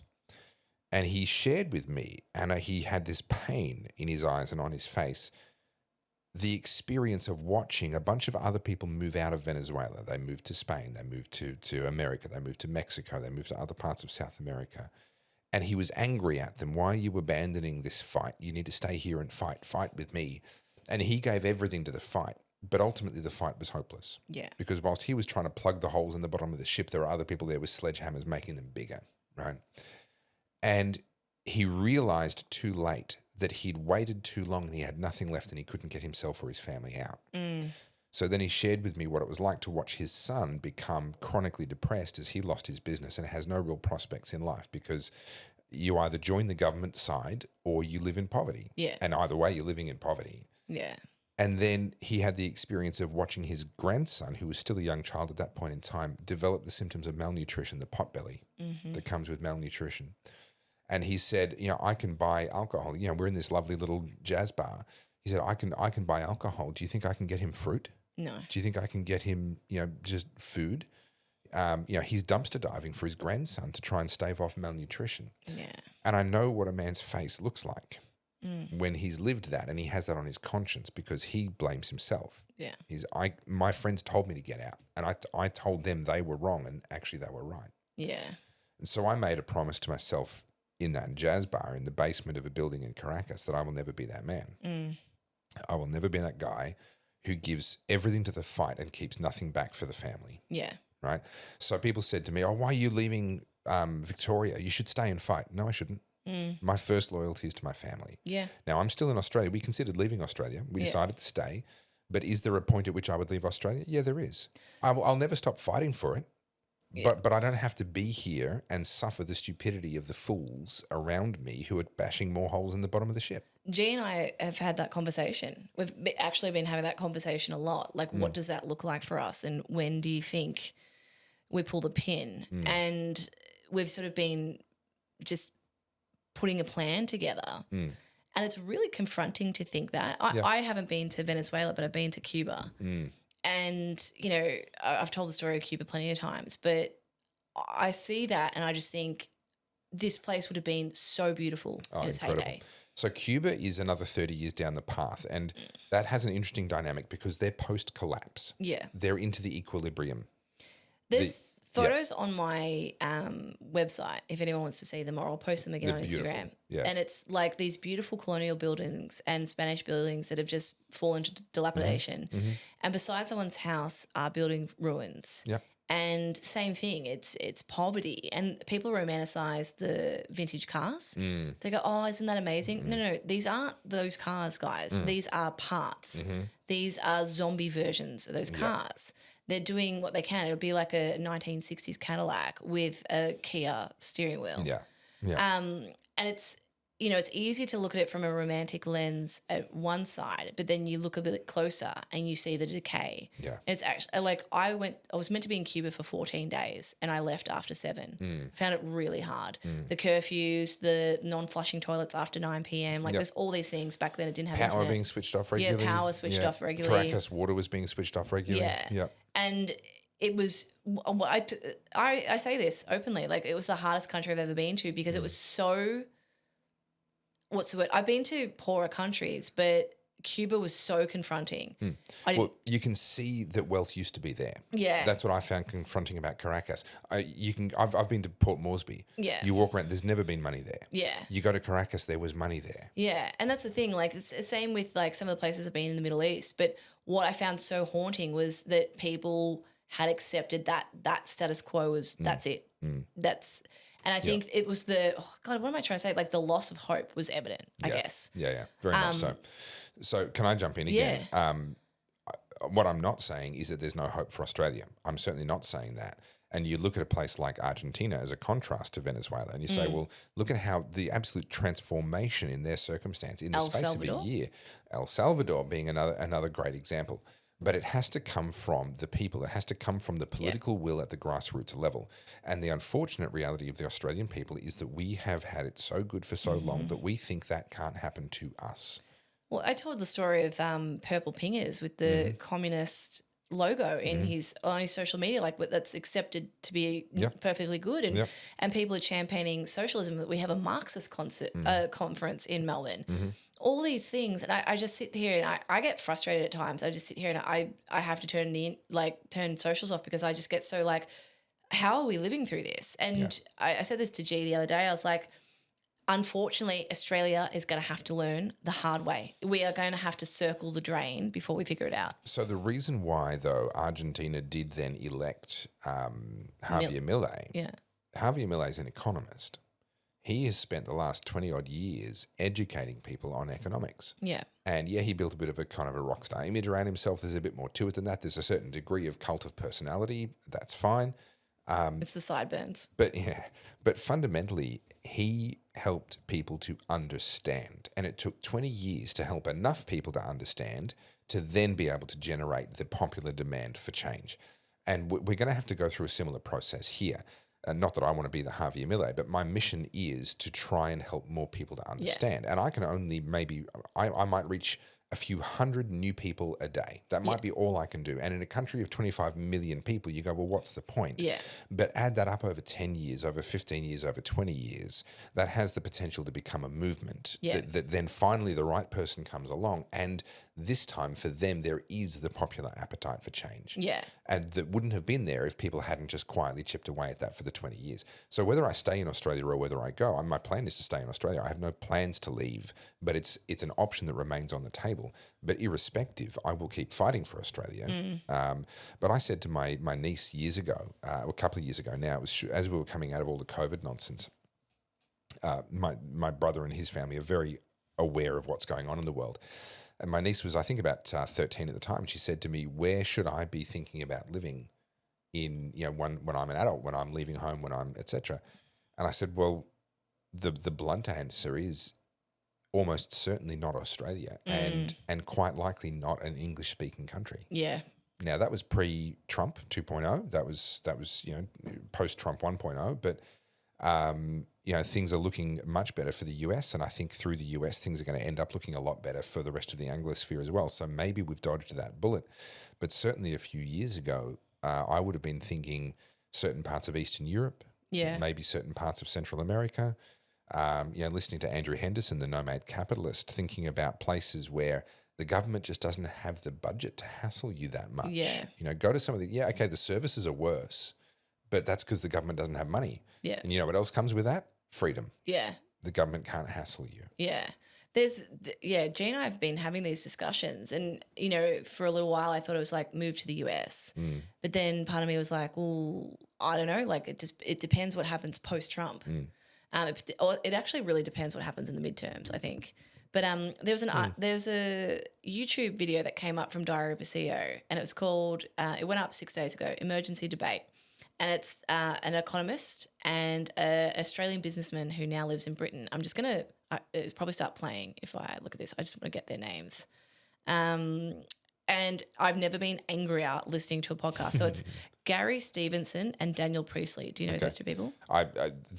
Daniel Priestley's a name I've heard of. Yeah. He's a successful businessman. They're both, all three of them, Stephen Bartlett included, multi-millionaires, very well off. And this Gary guy, this is the first time I'd been exposed to him, but he's an economist, and he's made his fortune betting on the destruction of the Anglosphere. Right. And he's a multimillionaire. That would have been a profitable enterprise for the last 20 years, sure. And he's made his money, and he's sitting there going, I'm advocating for the person. And what they're doing is, between him and Daniel Priestley, they're debating on what do we need? Is it tax on wealth or tax on profit? And Gary is saying that we need a tax on wealth. And anyway, they go and watch it. It was infuriating but really enlightening, because the people who are making the decisions for people like you and me are people who have no skin in the game. Yeah. These multimillionaires, they'll be fine regardless. But what you're seeing now is this Daniel Priestley was arguing that everyone wants to be an entrepreneur. We just need to open the doors up for entrepreneurship. And I'm like, that's not the case. Nurses, doctors, there's plenty of people teachers. that don't. But I think there's a third way, to coin a phrase. People argue about, well, who should get to make these decisions, and should we do this or that? Well, actually, there's an entirely different approach. Why are we allowing people to make most of these decisions in the first place? Let's just let people act. Let's just let people do. Yeah. And whoever does well will learn from that and set an example, and whoever does badly will learn from that and also set an example of a different nature. We don't need people making decisions about every aspect of our lives, and so a lot of politics boils down to who gets to make the decision. Yeah. A lot of my argument is, why does someone get to make that decision for the rest of us? Why don't we get to make that decision for ourselves? So I find a lot of those sorts of debates quite frustrating to watch, simply because I'm like, you're pretending like these are the two choices, but actually they're both bad. And there's an entirely different approach available to us if we are willing to take it. And that's what Javier Milei has done. Slash government, slash regulation, let people make their own decisions. Yes, some people are going to hurt themselves, and they're going to set an example for the rest of us to learn from. Yeah. That's how life works. That's better than having an idiot make a decision for all of us and hurt everyone. Yeah. And that whole, lowering the standards to appease the lowest common denominator makes no sense. We've talked about this plenty of times. Just remove all the warning labels and let the laws of physics sort it out. And as I said before, the market will always sort things out. If it's a good idea, it will do well. And through that innovation, you'll be able to iterate and refine it and make your money. And I'm very pro-capitalist. I'm very pro-entrepreneur, but I do also recognize that that's not in everyone. And that's another thing that annoys me, particularly about social media, and it ties into everything we've talked about so far, is that, again, people think that's the only way now. Well, it's not the only way. Not everyone wants that life, because it's really hard. Yeah, not everyone wants it, but entrepreneurs create the opportunity for others who want just that job, the employee type of mindset, which is completely fine. But if we can go back to oh goodness, I've lost it. There was a thread there. We were just talking about entrepreneurship. Economists, the politicians making the decisions. Goodness, it'll come back to me in a second. There was an important thread there, but I've lost it. Well, it can't be that important. Oi.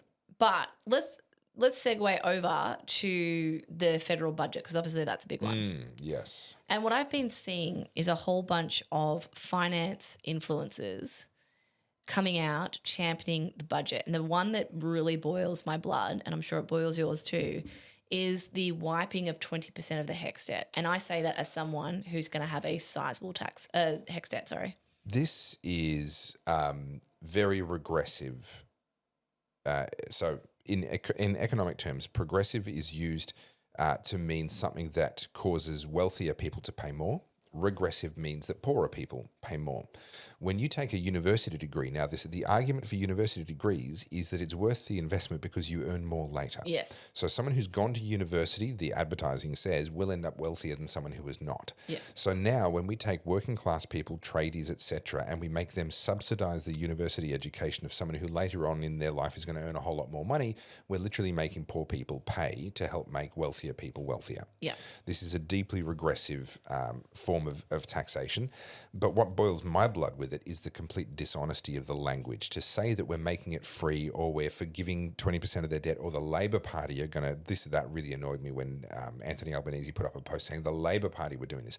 Labor Party ain't doing crap. Mm-hmm. Taxpayers are doing all the heavy lifting, and that's going onto the credit card that my children are going to have to pick up. Can we just unpack this? Like, let's not talk economic terms. Let's just literally lay it out on the table because I cannot stress this enough. When Anthony Albanese says he's taking 20% off student debt, that money doesn't disappear. Mm-hmm. It just gets put across to tax somewhere else. People seem to believe that when the government says we're wiping 20%, they're forgiving that debt. Yep. Nope. They are going, hey, we're going to tell you that this debt over here is disappearing. And over here, where you're not paying attention, you'll be making up not only that 20% we cut, we'll put interest on it. Yeah. Yeah, well, that'll just end up on the national debt, which is bonds being sold out into the bond market, which comes with interest. So we're going to be, as a country, we're going to be paying that off for decades. This kind of dishonest language is what really gets my goat. And that comes back to a question you asked me when I was on the train on my way here that you haven't followed through on. I totally forgot about it. Yeah. What is the superpower you would choose if you could choose one, and how would you use it? Well, that sounds like a great way to have started this podcast an hour and a half ago. That would require us to be diligent to our show notes. Well, and to have paid attention to what we're doing. No, I gave this considerable thought, and I realised the superpower that I want is that every politician within 100 metres of me, every time they tell a lie, will break into interpretive dance. So you just, with the power of your will, can make them do that? I want that superpower to apply to me for the day of the first debate between Anthony Albanese and Peter Dutton, and I want to be seated in the front row. That's very specific. With a big bag of popcorn, watching them basically spend 2 hours in interpretive dance because all they do is lie. And no one else knows why.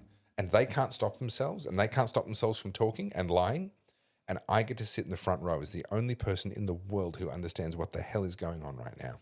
That's the superpower I would like. So you just want that superpower for a day, or? Well, that was the question, was if you could have a superpower for a day, what would it be and why? Well, that's what it would be, and that's why. Do you know what mine would be? What would yours be? This is kind of based on the Greek mythology that I was reading about. So Narcissus and Echo. Mm-hmm. For those who aren't familiar, that's where the word narcissism comes from and the word echo comes from. And go Google it. I'm not going to tell the story now. But I thought it was really interesting how, who was the god? Nemesis. It's all these words.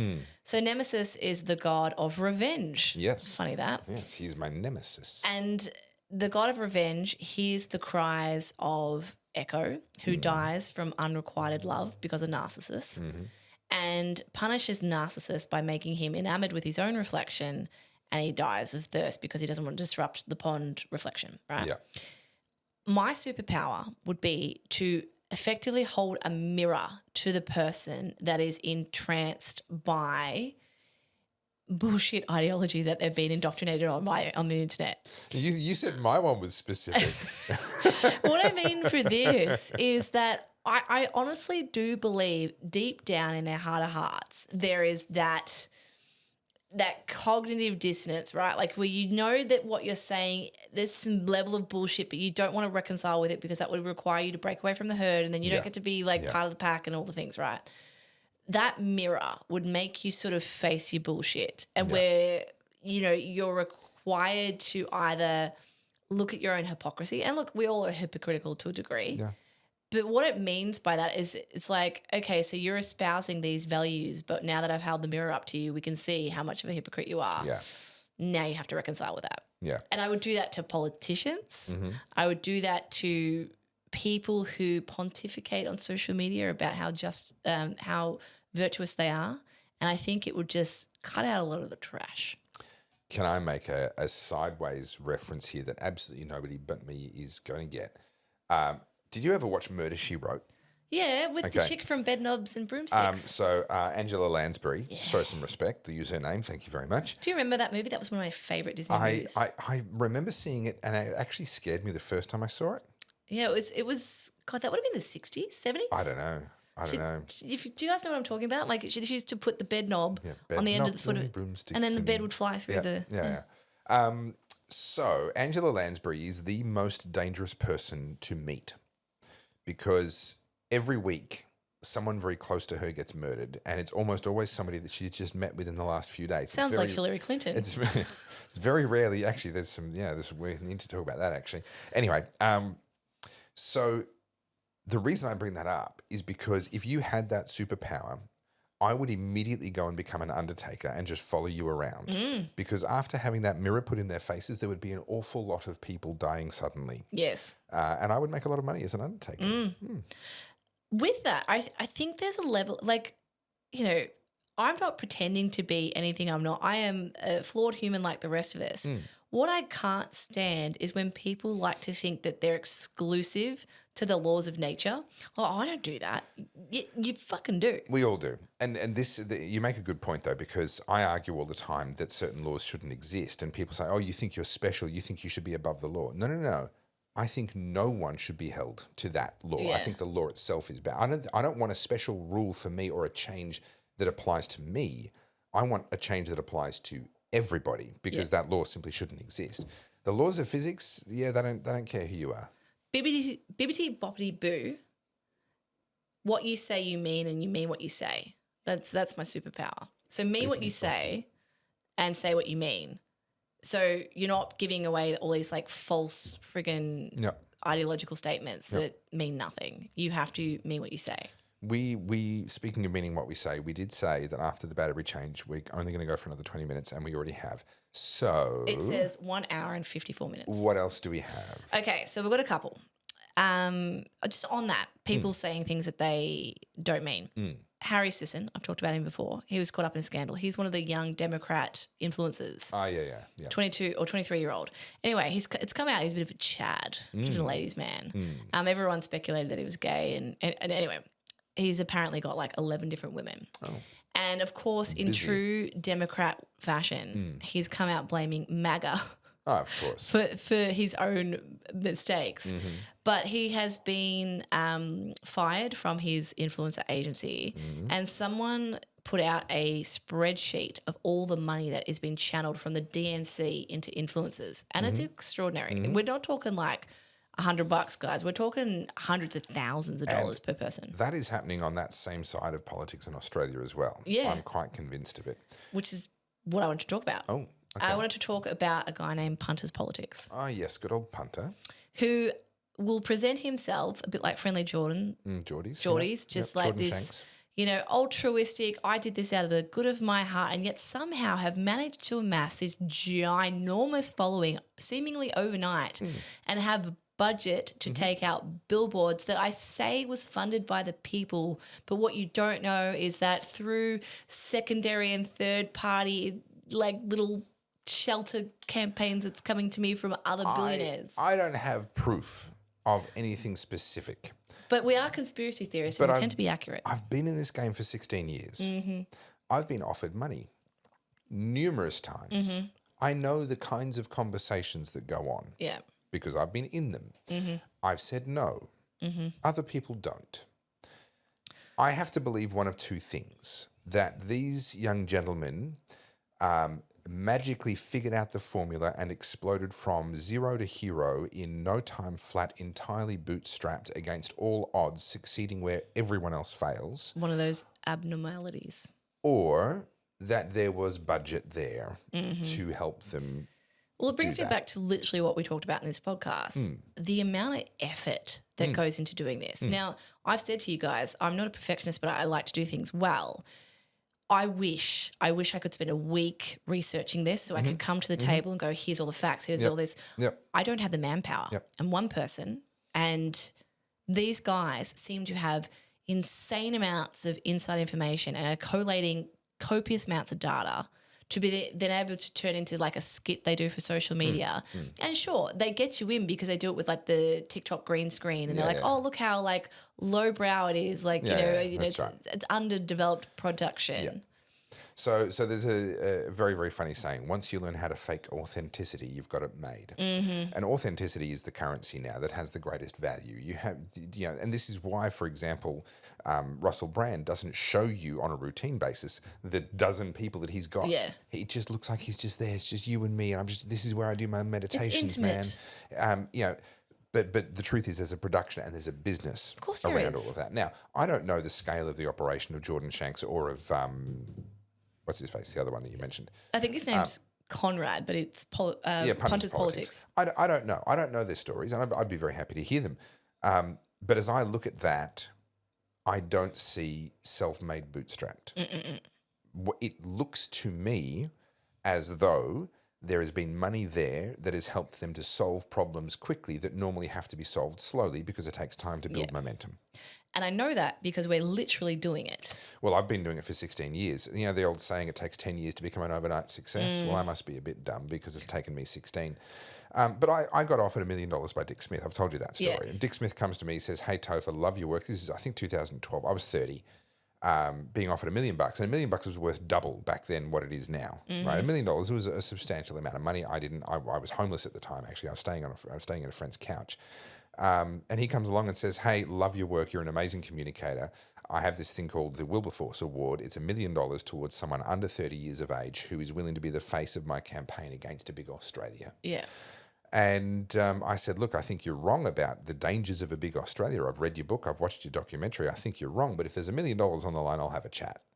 So he flew me up to Sydney. We spent a day together. It was a fun day. We flew in a helicopter over the Sydney Harbour Bridge. Like, just one of those stories that I tell and people just don't believe that it actually happened. And he spent the whole day basically trying to convince me to take $1 million off him. Yeah.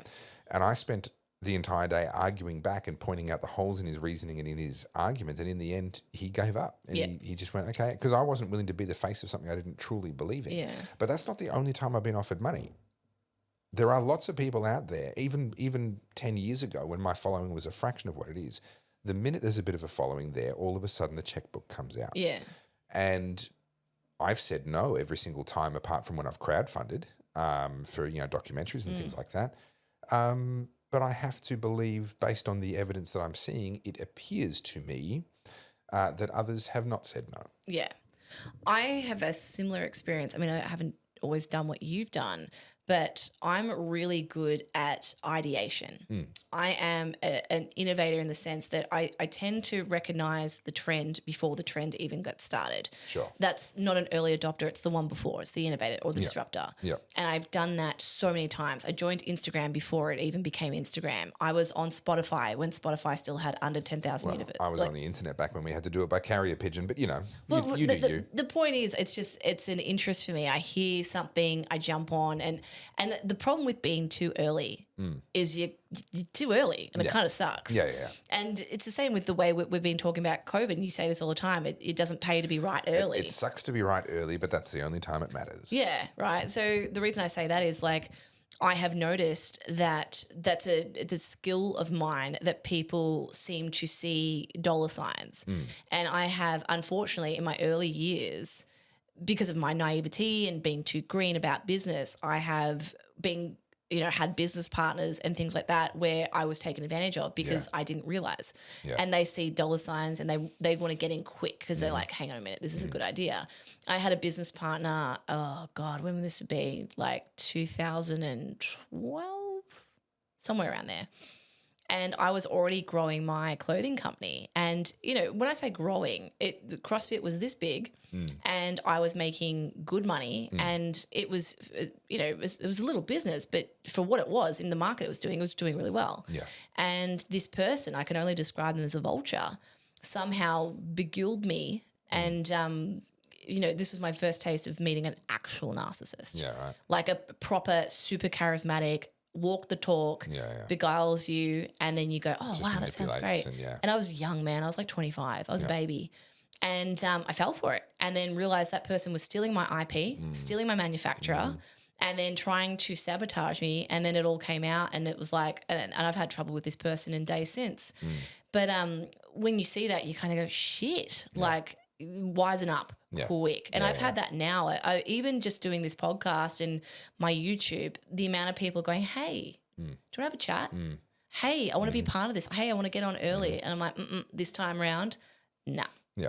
This is one of the silver linings for me. I sound really funny. Do I sound funny in your headset? You've got to talk closer to the microphone. I mean, I can do that. Yes. But I'm afraid that people will just, I don't know, they'll leave a wet patch on their seat.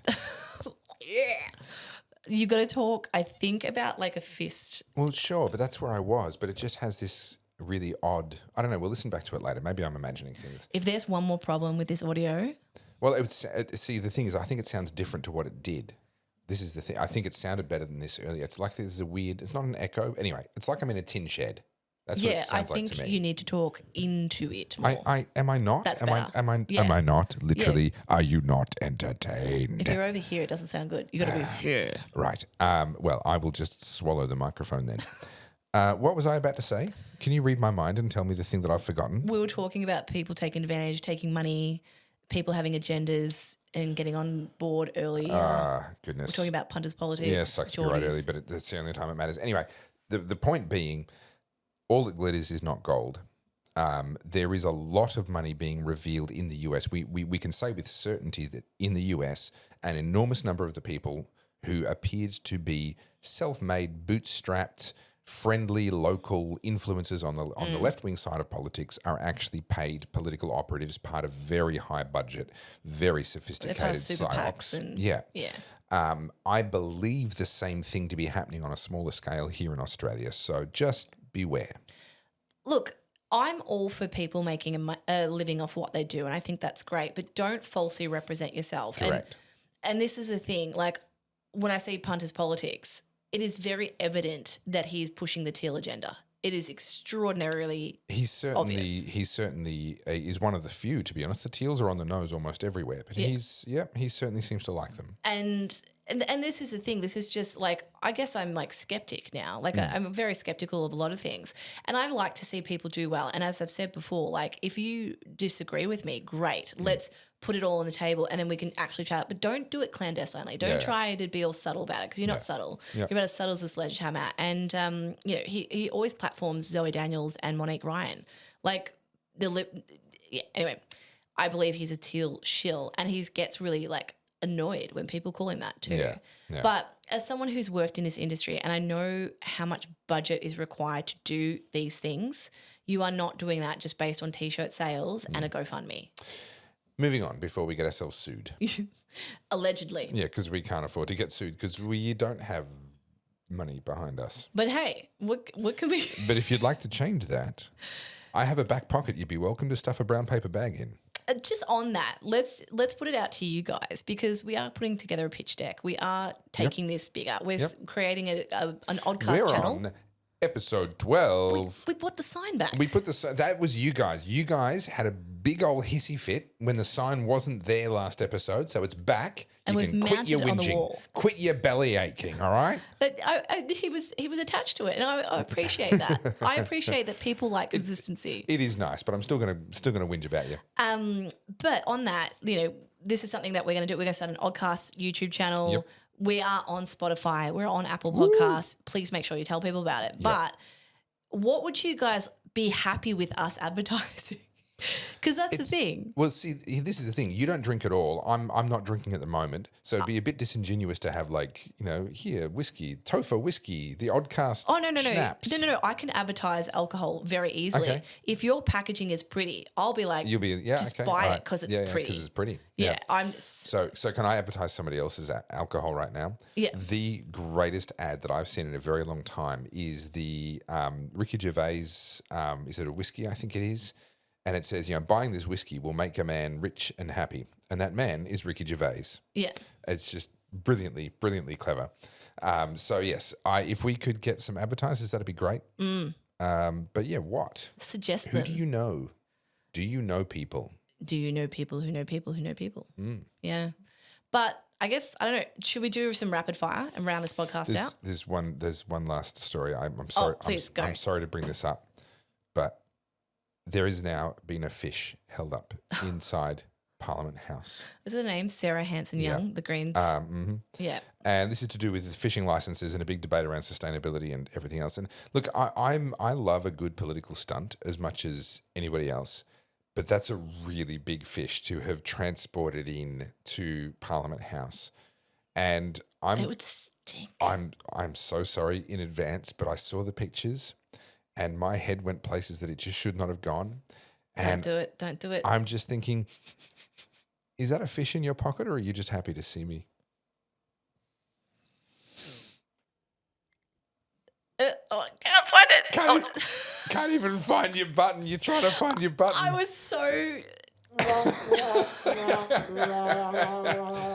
Look, I'm sorry, but that's like, oh no, that's going to take a week to get that smell out of that room. Do you know what though? This just brings me to one more conversation we should probably have, is just how scraping the barrel the left are with their props and ideas and ways to get their points across. You know, like last week it was all about burning Teslas. That's certainly a load of nonsense. I don't mind a good political stunt. Communications is what I do, and yeah, getting people's attention is hard. In the eyeball economy, everyone wants the eyeballs. It can be hard to get it. Things like, I really appreciated the libertarian stunt where they subsidised people's fuel, so they weren't paying for the tax, and they get all the media around that. That feels a lot more substantive to me. It doesn't feel like a desperate plea for attention. They really are making a point, as opposed to walking into Parliament with a big ass salmon. I just find it's clickbaity, right? It's about attention. She gets a clip for Instagram and then gets a whole bunch of comments. It's not long-term solutions. And do you know where I'm frustrated? And I've made this point before, but I'll drive it home. Where are the adults? Because, like, I get it. I get what you're doing. It's a social media economy, attention, engagement, all that sort of stuff. But I find it so tedious. I'm so uninterested. Can we get to the adults in the room having a discussion? And we can disagree. As adults, we can disagree. But at least let's have enough respect for each other to be able to have a conversation where you're not screeching at me, bringing a fish into Parliament or carrying on. Let's just talk like humans. Can I say something that really will get me cancelled? Oh, God. What you're asking for is a return of true masculinity. Because men have a greater capacity to solve problems regardless of whether they like it or not. They can recognize what's best. Women being more maternal, more protective in that way, I think are more driven by what's going to be the thing that looks after me and my family. I don't want my kids to suffer in any way. I don't want anything bad to happen to them. They're driven by that more maternal instinct. This is why statistically, when we have a lot of data on this, women support socialism. Women support safety nets, high taxing type societies. Men support a reward for effort. Yeah. Take a risk, the reward is yours. And what we actually need, in my opinion, is a return of much more genuine masculinity into our politics. And I, for those that think I'm going all Andrew Tate, I define masculinity very, very simply. It is strength in service. Strength by itself is not masculinity. It is strength when someone harnesses it and disciplines themselves to use their strength. They could use it for themselves. They could use it for their own power, for their own lusts, for their own whatever, but they choose instead to place that strength in service to others. That is masculinity at work. And that is what I think we are lacking in politics. People are too much finger to the wind, spineless. They don't have the strength, and they're all about themselves and their career, so they're not in service. There is no masculinity even amongst the men in politics. Yeah, I don't disagree with you, but I think I would describe it a different way. Sure. And it's that whole Jordan Peterson, it's better to be a warrior in a garden, right? I think too few people are going into war as gardeners than people who are warriors who are tending to their garden. And what I mean by that is people are so quick to pick up arms and to be outraged and to be driven by their emotions. And that's what it is. Every political discourse right now is about how I feel, not about what we need. Yep. And, it's very much centered around the individual. We need to get to a point where you can go to war. And I don't mean like the actual war. I mean metaphysically war. Metaphorically, yeah. Metaphorically war. We need to be built up as warriors so that we can go to war, but we choose not to. And I don't think anyone is in that. Not anyone, but I think few people are in that position. We've created a culture where someone who is wired that way is never going to rise to the top of any of our major political parties. Yeah. It's just not possible. Yeah, I would agree. So, all right. Let's rapid fire. Yep. Okay, let's go to trending topics. Dutton's fuel excise cut versus Labor's tax policy. Okay, yes. Let's cover this quickly. Okay, so what we've got here in the budget, Labor announced a slight fiddle to the value of the lowest tax bracket from 16% down to 15%, and then the following financial year to be down again to 14%. It saves people about $5 a week. Yeah. Right? Which is not even a cup of coffee. Well, it's meaningless in the context that our cost of living is going to go up by a lot more than that. Bracket creep, if you watch my video on bracket creep, is going to increase people's taxes by a lot more than that. Now, in reply, Dutton has said, well, actually, we're going to take 25 cents per litre off the fuel excise for people with cars. Now, that will actually have a much bigger positive effect on most people because once you use about 20 litres in a week, you'll be ahead. You will have saved more than $5. However, this is an opportunity to talk about tax cuts and why some are better than others. Let's assume that they both add up to $5 a week, right? So the actual saving is $5 a week. One tax cut, the reduction in income tax, means that you've got more dollars in your pocket, which means you've got more dollar amounts to spend on things. The other one reduces the cost of energy, the cost of petrol, which saves you dollars in your pocket, but it actually has the effect also of reducing the price of everything on the shelf because energy and fuel is an input cost into every single link in the supply chain. So what you've got is a great example here of one tax cut that would be inflationary, i.e. it leaves more dollars in your pocket and you spend more, increases economic activity, has a tendency to push, so there's more dollars chasing the same amount of goods, pushes inflation up. The other one, reducing tax on fuel and the effect that would then have on the supply chain is actually deflationary. It will have the effect of actually causing shelf prices to begin to ease, or at least some of the pressure to begin to ease on shelf prices. So when we talk about tax cuts, even if they were the same dollar figure, the Liberal Party's idea is a better economic idea because it doesn't drive inflation the way that the Labor government's does. But both of them are so minor and are fiddling at the edges of a massive problem that in the grand scheme of things, they're meaningless. Okay. Yep. All right, this is meant to be rapid fire. Sorry. This is an American one. DHS Secretary Christy Nome is in El Salvador, my favorite country, at the CCOT Center, saying that if you're an illegal immigrant and you commit terrorism in the States, that's where you're going to end up. So why? So she's the education secretary. It says, well, this is what Twitter says. She is Secretary Nome, warns of deportation to El Salvador prison, DHS. Sorry, Department of Human Services. Sorry, yes. So that does make sense. Yeah. Yep, okay, yeah. Okay, so that's that. You would have loved reading that. I told you, Nayab Boucle and I, we're going to have a chat. Yep. Melbourne Comedy Festival show halted after audience member death. I didn't look into this. Apparently someone passed away of natural causes, some kind of a medical emergency. Obviously, condolences to friends and family. There are an enormous amount of punchlines available there about how bad the comedy must have been, but I'm going to leave all of those jokes alone. Yeah, that's probably not one. Yeah. Wildfires and God, it's so depressing reading X sometimes. Where else? What do we got? Same really. It's the same debates. All right, let's just do a quick rapid scrolly here. Stuff about AFL. Have you ever heard of AFL? Couldn't care less. Yeah, me neither. I used to be very into it. I picked a team for the first time in the year 1990. I remember it well. I was in primary school. I was told that it was un-Australian not to have an AFL team. My best friend went for Collingwood. Don't judge me. I didn't have good judgment as a child. And so I said, fine, I go for Collingwood. That year they won. After they won, all the Collingwood supporters, and I was lumped in with that group, got the crap beat out of us in the schoolyard by the grade sixes. Mm-hmm. And I decided, well, if this is what AFL is all about, then I don't really want to be part of it. So I haven't had a team since. Yeah.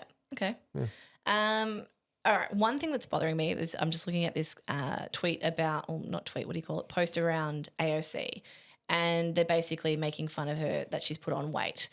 I find this Who cares? so reductive. I just hate those ad hominem attacks. And honestly, can we, like, there are so many good reasons to criticize AOC. Her economics is ignorant. Her politics is vacuous.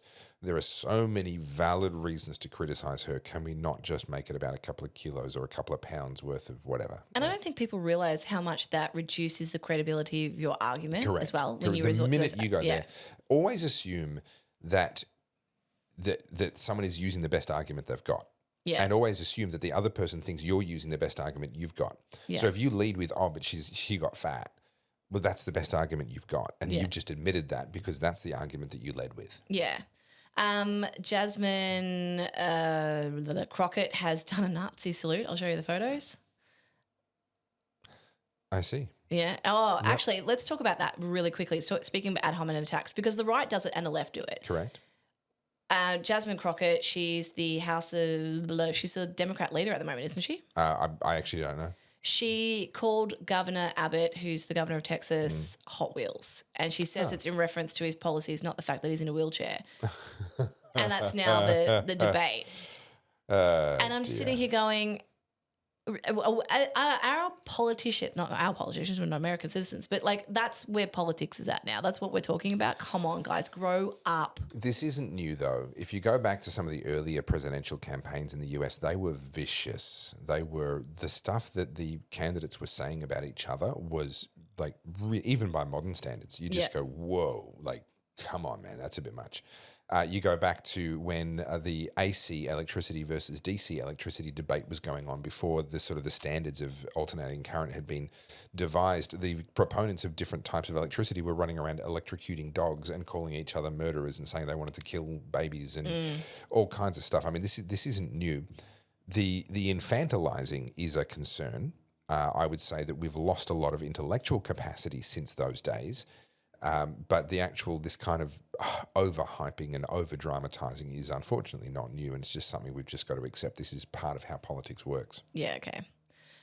Next one, SCOTUS in America has upheld Biden's ruling about ghost guns requiring background checks. Do you know anything about this?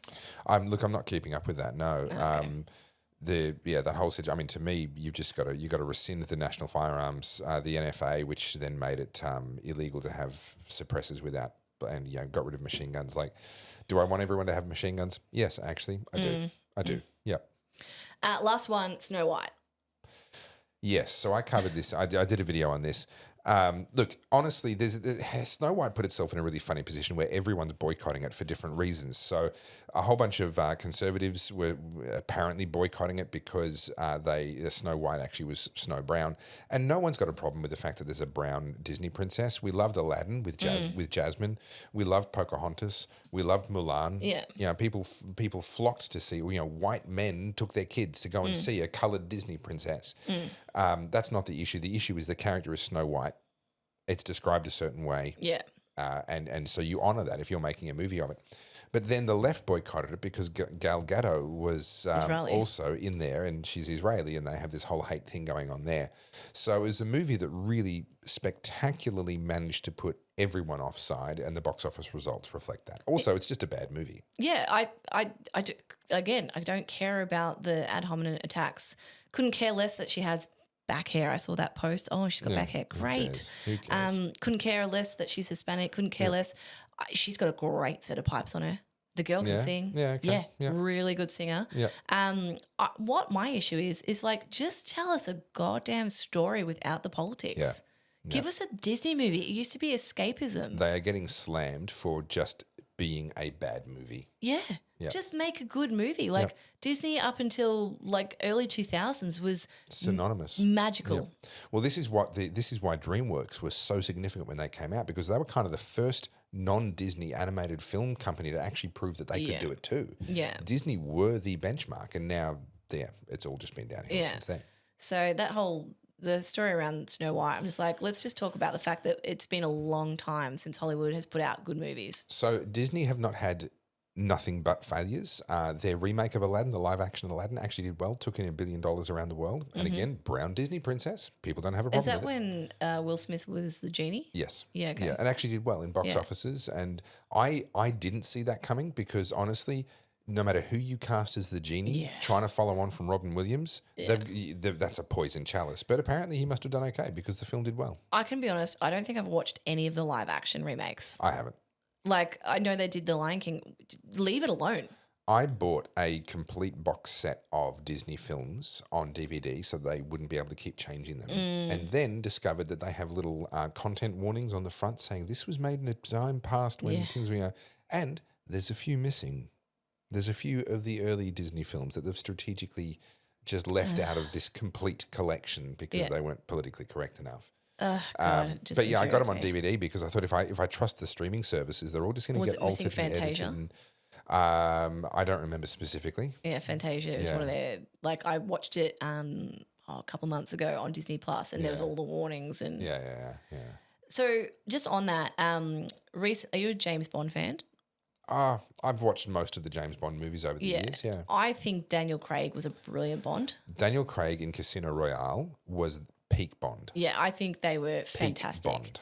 And quite dark, and I liked it. But so the family that owned the rights to it, the Broccoli family, I think they are, they've finally just given up having any sort of creative input because Amazon bought out MGM.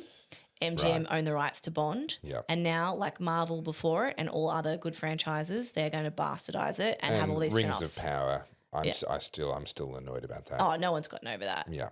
And so that's essentially what we have to look forward to. Okay. So I lost interest in Daniel Craig as Bond at the end of Casino Royale because Casino Royale is kind of a prequel. It's Bond before he's become a 00. And so we watch him, he gets his 2 kills, he goes through this whole process and we discover that he doesn't yet have his martini shaken, not stirred. He just has a martini and then gets asked, shaken, and he has to decide.